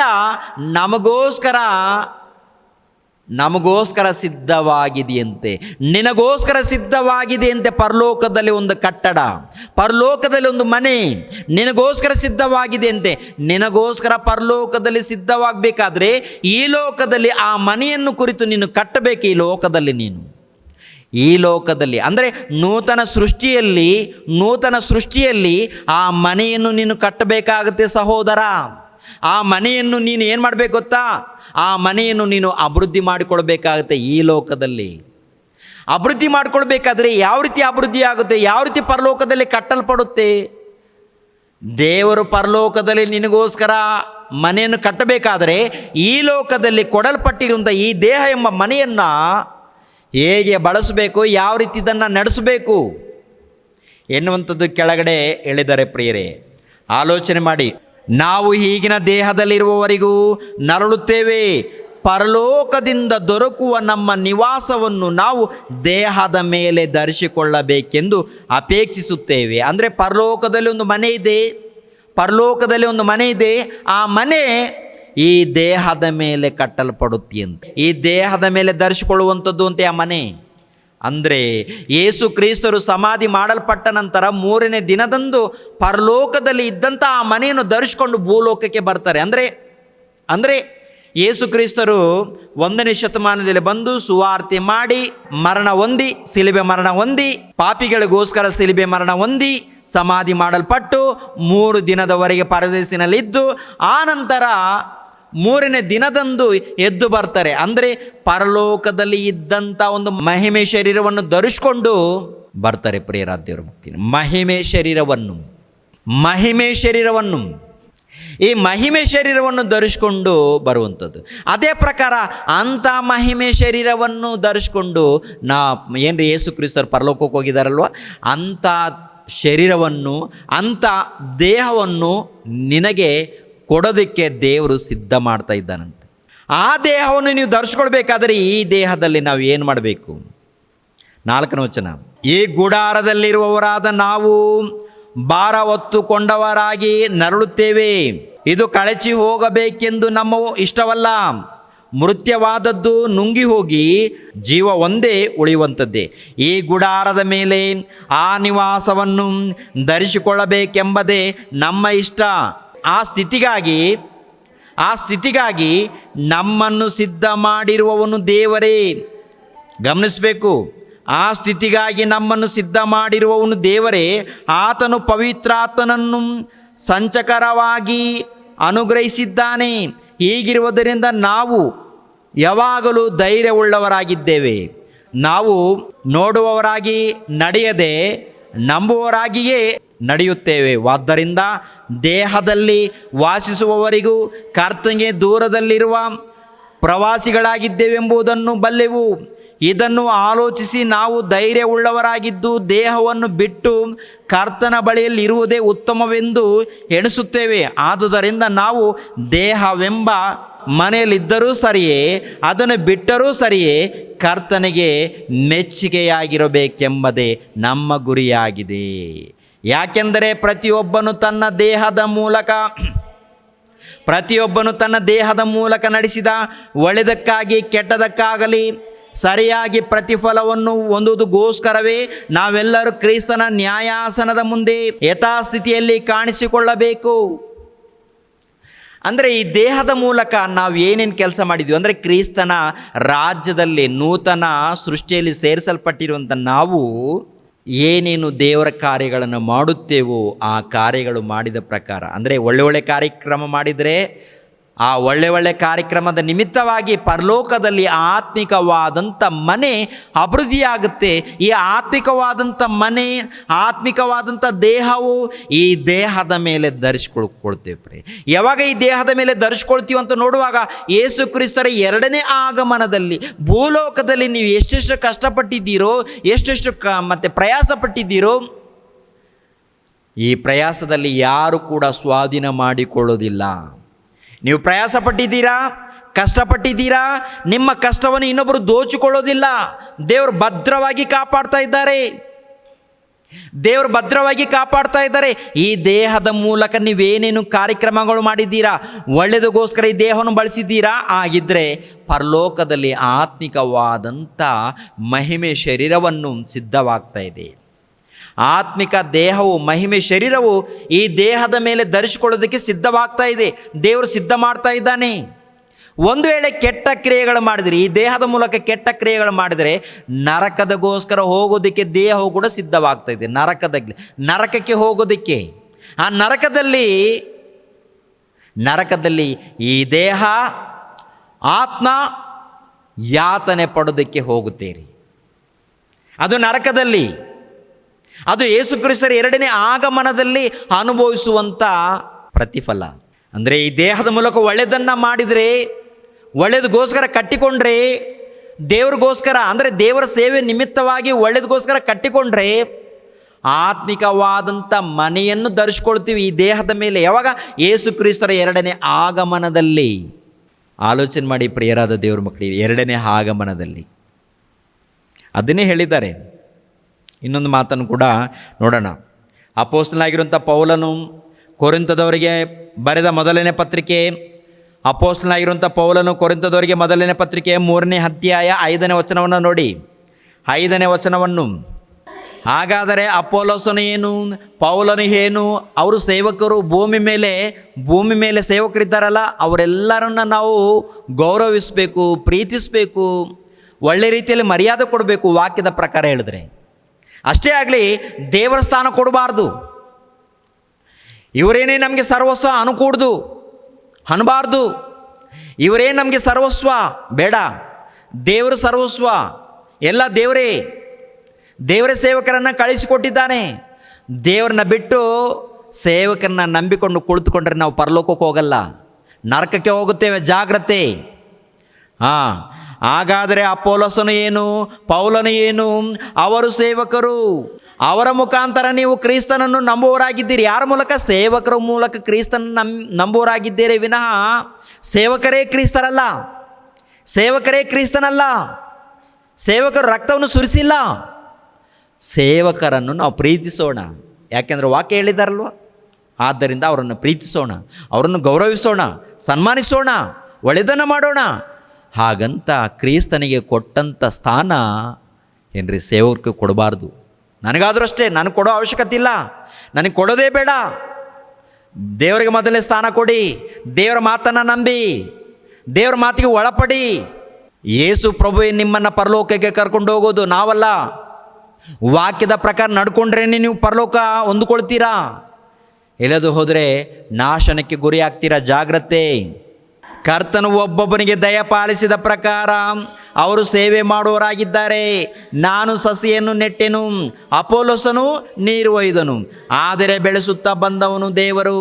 ಹೀಗಿರಲಾಗಿ ನೆಡುವವನಾಗಲಿ ನೀರು ಒಯ್ಯುವವನಾಗಲಿ ವಿಶೇಷವಾದವನಲ್ಲ, ಬೆಳೆಸುವ ದೇವರೇ ವಿಶೇಷವಾದವನು. ನೆಡುವವನು ನೀರು ಒಯ್ಯುವವನು ಒಂದೇ ಆಗಿದ್ದಾರೆ. ಆದರೂ ಪ್ರತಿಯೊಬ್ಬರಿಗೆ ಅವನವನ ಕಷ್ಟಕ್ಕೆ ತಕ್ಕ ಹಾಗೆ ಕೂಲಿಯು ದೊರೆಯುವುದು. ನಾವು ದೇವರ ಜೊತೆ ಕೆಲಸದವರು, ನೀವು ದೇವರ ಹೊಲವು, ದೇವರ ಕಟ್ಟಡವೂ ಆಗಿದ್ದೀರಿ. ದೇವರ ಹೊಲವು, ದೇವರ ಕಟ್ಟಡ ಅಂದರೆ ವ್ಯವಸಾಯ ಮಾಡಿದ್ದಾರೆ, ಅಂದರೆ ತೋಟವನ್ನು ಮಾಡಿದವರು ಆ ತೋಟದ ಫಲವನ್ನು ಅವರು ಅನುಭವಿಸ್ತಾರೆ ಅಂತ ಹೇಳಿದಾರಲ್ಲ. ಆ ತೋಟದ ಫಲವನ್ನು, ಇಲ್ಲಾಂದರೆ ಮನೆ ಕಟ್ಟುವಂಥ ಈ ಮನೆ ಕೆಲಸವನ್ನು, ಅವರವರ ಕಷ್ಟವನ್ನು ಅವರು ಅನುಭವಿಸ್ತಾರಂದರೆ ಪ್ರಿಯರಾದ ದೇವ್ರ ಮಕ್ಕಳಿರೆ, ಇಲ್ಲಿ ಅಪೋಸ್ತಲರು ಇಲ್ಲಾಂದರೆ ಅಪೋಸ್ತಲರು ಏನ್ರಿ ಸೇವಕರು ಇವರೆಲ್ಲರೂ ಕೂಡ ದೇವ್ರಿಗೋಸ್ಕರ ಮನೆಯನ್ನು ಕಟ್ಟಿದ್ದಾರೆ. ಅದು ಆತ್ಮಿಕವಾದಂಥ ಮನೆ. ನಾವೇ ದೇವರ ಮನೆ ಅಂತ ಹೇಳಿದ್ದಾರೆ, ನಾವೇ ಮನೆ ಅಂತ ಹೇಳಿದ್ದಾರೆ, ಇಲ್ಲ ನಮಗೂ ಕೂಡ ಮನೆ ಅಂತ ಹೇಳಿದ್ದಾರೆ. ಅಂದರೆ ಈ ಮನೆ ಇದೆಯಲ್ಲ, ಈ ಮನೆ ದೇವರಿಗೆ ಮನೆ ಆಗಬೇಕು. ಈ ಹೃದಯ ದೇವರಿಗೆ ಹೃದಯವಾಗಬೇಕು. ಈ ಮನೆ ದೇವರಿಗೆ ಮಂದಿರವಾಗಬೇಕು, ದೇವರ ಮನೆ ಆಗಬೇಕು. ಈ ಮನೆ ನಮ್ಮ ದೇಹ ದೇವರಿಗೆ ದೇಹವಾಗಬೇಕು, ದೇವರಿಗೆ ಆಲಯವಾಗಬೇಕು ಪ್ರಿಯರೇ. ಆವಾಗ ದೇವರು ಪರಲೋಕದಲ್ಲಿ ಈ ದೇಹದ ಮೇಲೆ ಮಹಿಮೆ ಶರೀರವನ್ನು ಕೊಡ್ತಾರಂತೆ, ಮಹಿಮೆ ಶರೀರವನ್ನು. ಅದಕ್ಕೆ ಅಪೊಸ್ತಲನಾಗಿರುವಂಥ ಪೌಲನು ಹೇಳುವಂಥ ಮಾತು ಗಮನಿಸಬೇಕು ಏನ್ರಿ. 8ನೇ ಅಧ್ಯಾಯ 9ನೇ ವಚನ. ನಾವು ದೇವರ ಜೊತೆ ಕೆಲಸದವರು, ನೀವು ದೇವರ ಹೊಲವು, ದೇವರ ಕಟ್ಟಡವೂ ಆಗಿದ್ದೀರಿ. ದೇವರ ಕಟ್ಟಡವು, ದೇವರ ಕಟ್ಟಡ ಅಂದರೆ ದೇವರ ಮನೆಯೂ ಆಗಿದ್ದೀರಿ. ಈ ಮನೆ ಅಂದರೆ ದೇವರ ಮನೆಗೋಸ್ಕರ ಅಪೊಸ್ತಲರೆಲ್ಲರೂ ಕಟ್ಟಿಕೊಂಡು ಬಂದಿದ್ದಾರಾ? ದೇವರ ಮನೆನಾ? ನಮ್ಮ ಮನೆನಾ? ನಮಗೆ ಕೊಡಲ್ಪಟ್ಟಿರುವಂಥ ಈ ಮನೆ ಇದೆಯಲ್ವ, ನಮಗೆ ಕೊಡಲ್ಪಟ್ಟಿರುವಂಥ ಈ ಮನೆ ದೇವರ ಮನೆಯಾಗಿ ಬದಲಾಗಬೇಕು ಪ್ರಿಯರಾದ ದೇವರ ಮಕ್ಕಳಿರ. ಏನಮ್ಮ, ಯಾರ ಮನೆಯಾಗಿ ಬದಲಾಗಬೇಕು?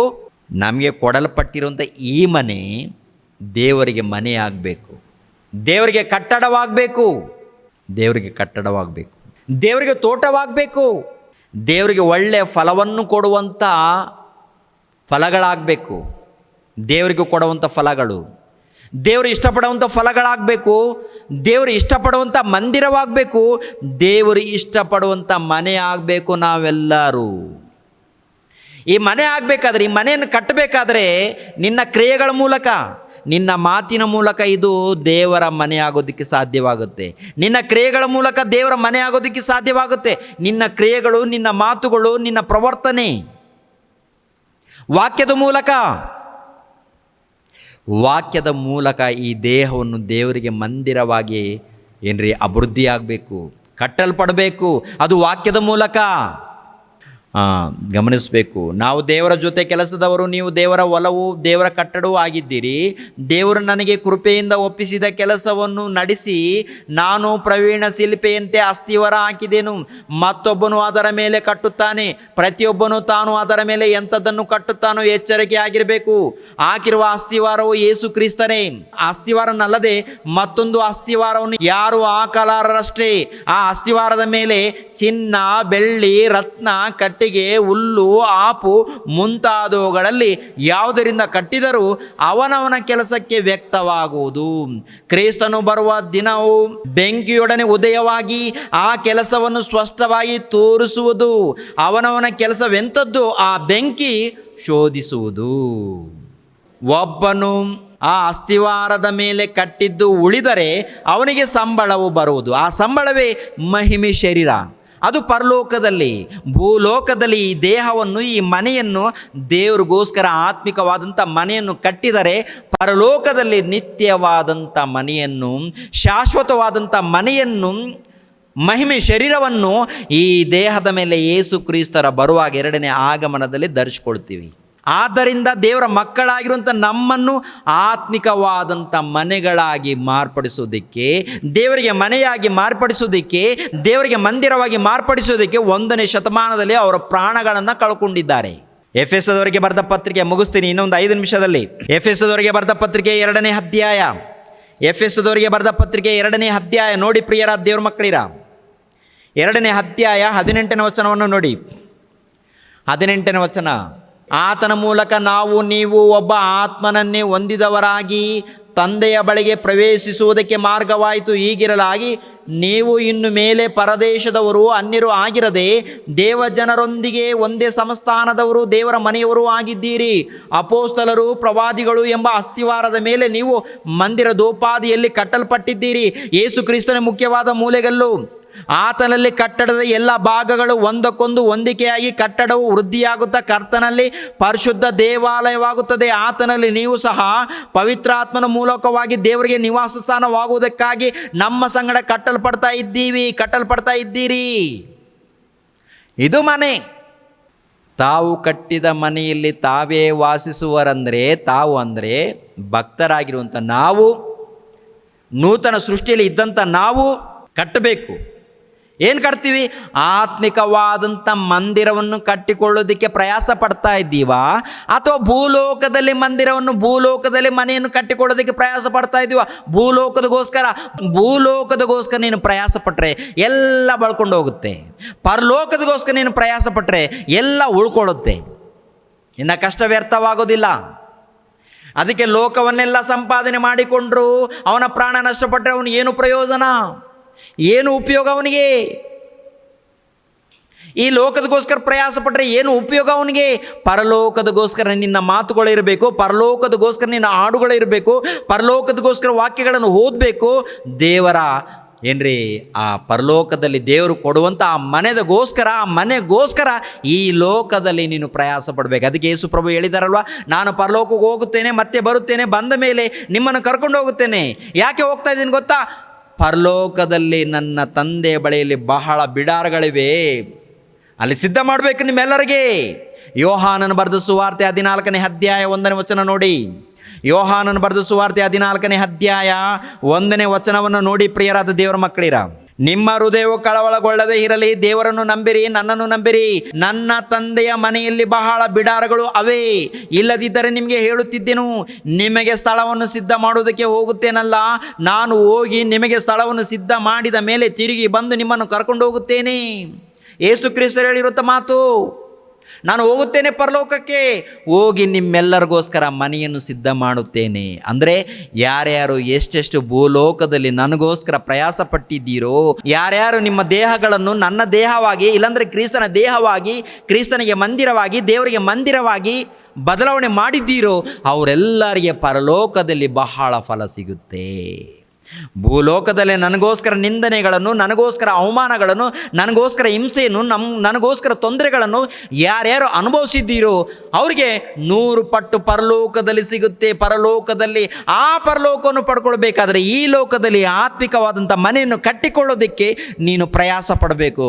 ನೀನು ಪ್ರಯಾಸ ಪಟ್ಟರೆ ಆ ಪ್ರಯಾಸ ವ್ಯರ್ಥವಾಗೋದಿಲ್ಲ. ಅಮ್ಮ ಕಟ್ಕೊಳ್ತಾ ಇದೆಯಮ್ಮ?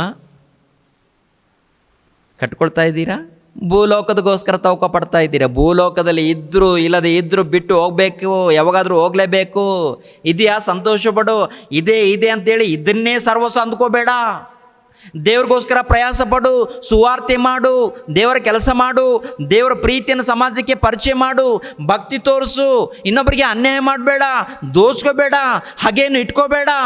ಎಲ್ಲರಿಗೋಸ್ಕರ ಪ್ರಾರ್ಥನೆ ಮಾಡು, ವಿಜ್ಞಾಪನೆ ಮಾಡು, ಎಲ್ಲರನ್ನ ಕ್ಷಮಿಸು. ದೇವರ ಪ್ರೀತಿಯನ್ನು ಸಾರಿ ಪರಲೋಕವನ್ನು ಸಂಪಾದನೆ ಮಾಡಿಕೊಳ್ಳೋದಕ್ಕೆ ಪ್ರಯಾಸ ಪಡು ಸಹೋದರ. ಯೆಶಾಯ ಗ್ರಂಥ 65ನೇ ಅಧ್ಯಾಯ 21ನೇ ವಚನ 22ನೇ ವಚನ ನೋಡಿ, ಅರ್ಥ ಆಗುತ್ತಾ? ಆ ವಚನದಲ್ಲಿ ಕರೆಕ್ಟ್ ಇದೆಯಾ? ಏನಾದರೂ ಕನ್ಫ್ಯೂಸ್ ಆಗಿದೆಯಾ? 65ನೇ ಅಧ್ಯಾಯ 21-22. ಅಲ್ಲಿನ ಜನರು ಅಂದರೆ ಭಕ್ತರು, ಕ್ರೈಸ್ತರು, ನೂತನ ಸೃಷ್ಟಿಯಲ್ಲಿದ್ದಂಥ ಜನರು ತಾವು ಕಟ್ಟಿದ ಮನೆಗಳಲ್ಲಿ ತಾವೇ ವಾಸಿಸುವರು, ತಾವು ಮಾಡಿದ ತೋಟದ ಫಲವನ್ನು ತಾವೇ ಅನುಭವಿಸುವರು. ಬೇರೊಬ್ಬರು ಇರೋದಿಲ್ಲ. ಅಂದರೆ ಈ ಭೂಲೋಕದಲ್ಲಿ ದೇವ್ರಿಗೋಸ್ಕರ ಪ್ರಿಯರ ದೇವ್ರ ಮಕ್ಕಳಿರ ಮನೆಯನ್ನು, ಅಂದರೆ ಈ ಮನೆ ಇದೆಯಲ್ಲ, ಈ ಮನೆ ದೇವ್ರಿಗೋಸ್ಕರ ಕಟ್ಟಿಕೊಂಡ್ರೆ ಪರಲೋಕದಲ್ಲಿ ಇದ್ದಂಥ ಆತ್ಮಿಕವಾದಂಥ ಮನೆ ಈ ದೇಹದ ಮೇಲೆ ಧರಿಸಿಕೊಳ್ಳುತ್ತೆ. ಆ ಮನೆ ಈ ದೇಹದ ಮೇಲೆ ಧರಿಸುತ್ತಾನೆ ದೇವರು. ಯಾವಾಗ ಗೊತ್ತಾ? ಯೇಸು ಕ್ರಿಸ್ತರು ಎರಡನೇ ಆಗಮನದಲ್ಲಿ ಬಂದಾಗ. ಸತ್ತವರಿಗೆ, ಅಂದರೆ ಯೇಸು ಕ್ರಿಸ್ತರು ಎರಡನೇ ಆಗಮನದಲ್ಲಿ ಬಂದಾಗ ಎಲ್ಲರೂ ಎದ್ದೊಳ್ತಾರೆ. ನೀತಿವಂತರು ಮಹಿಮೆ ಶರೀರವನ್ನು ಧರಿಸ್ಕೊಂಡು ಪರಲೋಕಕ್ಕೆ ಹೋಗ್ತಾರೆ, ಅನೀತಿವಂತರು ಶರೀರವನ್ನು ಧರಿಸ್ಕೊಂಡು ನರಕಕ್ಕೆ ಹೋಗ್ತಾರೆ. ಮತ್ತು ನರಕಕ್ಕೆ ಹೋಗುವಂಥ ದಾರಿಯಲ್ಲಿದ್ದೀಯಾ ಅಥವಾ ಪರಲೋಕಕ್ಕೆ ಹೋಗುವಂಥ ದಾರಿಯಲ್ಲಿ ನೀನಿದ್ದೀಯಾ? ಪರಲೋಕಕ್ಕೆ ಹೋಗುವಂಥ ದಾರಿಯಲ್ಲಿ ಇರೋದಕ್ಕೆ ನೀನು ಕೆಲಸ ಮಾಡ್ತಾ ಇದ್ದೀಯಾ ಅಥವಾ ನರಕಕ್ಕೆ ಹೋಗುವಂಥ ದಾರಿಯಲ್ಲಿ ಇದ್ದುಕೊಂಡು ನೀನು ಜೀವಿಸ್ತಾ ಇದ್ದೀಯಾ? ಒಂದು ಸಾರಿ ನಿನ್ನನ್ನು ನೀನು ಪರಿಶೋಧನೆ ಮಾಡಿಕೊ. ಇನ್ನು ಉಳಿದಿರುವಂಥ ಭಾಗವನ್ನು, ಏನು ತೋಟ ಅಂದರೆ ಕೂಡ ಅದು ಕೂಡ ದೇವರ ಸೇವೆಯಲ್ಲೇ ಒಂದು ಭಾಗ ಪ್ರಿಯರಾದ್ದೇನು, ಓಕೆನಾ? ದೇವರ ಸೇವೆಯಲ್ಲೇ. ಅಂದರೆ ಒಂದು ಮಾತು ಹೇಳ್ತಾರಲ್ಲ, ಏನು ಗೊತ್ತಾ, ನೀವು ಬಹಳವಾಗಿ ಫಲಿಸುವುದರಿಂದ ಪರಲೋಕದಲ್ಲಿ ತಂದೆಯಾದ ದೇವರು ಸಂತೋಷ ಪಡ್ತಾನೆ. ಅಂದರೆ ಈ ಲೋಕದಲ್ಲಿ ಏನ್ರಿ ಪ್ರಿಯರ ದೇವ್ರ ಮಕ್ಕಳಿರ ಆತ್ಮಿಕವಾದಂಥ ಫಲಗಳು, ಗಿಡ ಅಂದರೆ ನಾವು, ಆತ್ಮಿಕ ಫಲಗಳಂದರೆ ನಮ್ಮ ಕ್ರಿಯೆಗಳು, ದೇವರು ಇಷ್ಟಪಡುವಂಥ ಕ್ರಿಯೆಗಳು ನಮ್ಮಲ್ಲಿರಬೇಕು. ಇದ್ದರೆ ಆ ತೋಟದ ಫಲ, ಅಂದರೆ ಈ ಕಷ್ಟ ಏನೇನು ಕಷ್ಟಪಟ್ಟಿದ್ದೀವಿ ಭೂಲೋಕದಲ್ಲಿ ದೇವ್ರಿಗೋಸ್ಕರ, ಆ ಫಲ ದೇವರು ನಮಗೆ ಕೊಟ್ಟೇ ಕೊಡ್ತಾನೆ. ಈ ಲೋಕದಲ್ಲಿ ಕಷ್ಟಪಡಬೇಕು. ಕಷ್ಟಪಟ್ಟಿರುವಂಥದ್ದು ಅದು ಯಾರೂ ಹಾಳು ಮಾಡೋದಿಲ್ಲ, ಯಾರೂ ಕೆಡಿಸೋದಿಲ್ಲ. ಇನ್ನು ಉಳಿದಿರುವಂಥ ವಚನದಲ್ಲಿ ಪ್ರಶ್ನೆಗಳು ಏನೇನಿದೆಯೋ ನಾಳೆ ಮುಂದಿನ ಭಾಗದಲ್ಲಿ ತಿಳ್ಕೊಳ್ಳೋಣ. ಓಕೆನಾ? ದೇವರು ನಿಮ್ಮನ್ನು ನನ್ನನ್ನು ಆಶೀರ್ವದಿಸಲಿ. ಎಲ್ಲರೂ ತಲೆಬಾಗಿಸಿರಿ, ಪ್ರಾರ್ಥನೆ ಮಾಡಿಕೊಂಡು ಮುಗಿಸೋಣ. ಪ್ರೇರೆ, ನಮ್ಮನ್ನು ಬಹಳವಾಗಿ ಪ್ರೀತಿಸುವಂಥ ಪ್ರಿಯ ಪರಲೋಕದಲ್ಲಿರುವಂಥ ತಂದೆಯ ದೇವರೇ, ವಂದನೆಗಳು, ಸ್ತೋತ್ರಗಳು. ತಂದೆ, ಕ್ರಿಸ್ತ ಪೂರ್ವದಲ್ಲಿ ಇಸ್ರಾಯೇಲ್ರ ಮಧ್ಯದಲ್ಲಿ ಕೊಟ್ಟಂಥ ಆಶೀರ್ವಾದ ಎಷ್ಟು ಅದ್ಭುತ. ಆನಂತರ ನಿಮ್ಮ ಮಾತಿಗೆ ಅವಿಧೇಯರಾದರೆ, ನಿಮ್ಮ ಮಾತನ್ನು ಮೀರಿ ಪಾಪ ಮಾಡಿದರೆ, ದ್ರೋಹ ಮಾಡಿದರೆ ಅದರಿಂದ ಉಂಟಾಗುವಂಥ ತೊಂದರೆಗಳು, ಸಮಸ್ಯೆಗಳು ಎಷ್ಟು ಘೋರವಾಗಿದೆಯೋ ಎನ್ನುವಂಥದ್ದು ಕೂಡ ವಾಕ್ಯದ ಮೂಲಕ ನೋಡಿದ್ದೇವೆ ತಂದೆ. ನೂತನ ಸೃಷ್ಟಿಯಲ್ಲಿ, ಅಂದರೆ ನಿಮ್ಮ ಮಗನ ರಾಜ್ಯದಲ್ಲಿ, ನಿಮ್ಮ ಮಗನ ಸಭೆಯಲ್ಲಿ ನಡೆಯುವಂಥ ಕ್ರಿಯೆಗಳನ್ನು ಕುರಿತು ಹಳೆ ಒಡಂಬಡಿಕೆಯಲ್ಲಿ ಮುಂಚಿತವಾಗಿ ಪ್ರವಾದಿಗಳ ಮೂಲಕ ಬರೆಸಿದ್ದೀರಾ ತಂದೆ. ಆ ಮಾತುಗಳನ್ನು ತಿಳ್ಕೊಳ್ತಾ ಇದ್ದೀವಿ ತಂದೆ. ಅದಕ್ಕೆ ನಿಮಗೆ ವಂದನೆಗಳು, ಸ್ತೋತ್ರಗಳು, ಕೃತಜ್ಞತೆಗಳು ತಂದೆ. ಅದೇ ರೀತಿಯಲ್ಲಿ ನೇರ ಪ್ರಸಾರದಲ್ಲಿ ಎಷ್ಟು ಮಂದಿ ವಾಕ್ಯಗಳನ್ನು ಕೇಳಿದ್ದಾರೋ ಅವರೆಲ್ಲರನ್ನೂ ಹೆಸರುಗಳಿಂದ ಬಲಪಡಿಸಿ, ಆಶೀರ್ವದಿಸಿ, ಹೆಚ್ಚಾಗಿ ನಿಮ್ಮ ಜ್ಞಾನವನ್ನು ತಿಳ್ಕೊಂಡು, ಅರ್ಥ ಮಾಡಿಕೊಂಡು ಈ ಲೋಕದಲ್ಲಿ ಭಕ್ತರಾಗಿ, ನೀತಿವಂತರಾಗಿ, ನಿಜವಾದ ಸೇವಕರಾಗಿ ಜೀವಿಸಿ ತಂದೆ ಆತ್ಮಿಕವಾದಂಥ ಪ್ರತಿಫಲವನ್ನು ಪಡೆದುಕೊಳ್ಳೋದಕ್ಕೆ ಸಹಾಯ ಮಾಡಿ. ಎಲ್ಲರನ್ನು ಬಲಪಡಿಸಿ ಇನ್ನು ಉಳಿದಿರುವಂಥ ಭಾಗವನ್ನು ತಿಳಿದುಕೊಳ್ಳೋದಕ್ಕೆ ಸಹಾಯ ಮಾಡಿ. ಯೇಸು ಪವಿತ್ರ ನಾಮದಲ್ಲಿ ಬೇಡ್ತಾ ಇದ್ದೀನಪ್ಪ ತಂದೆ, ಆಮೇನ್. ಎಲ್ಲರಿಗೂ ವಂದನೆಗಳು.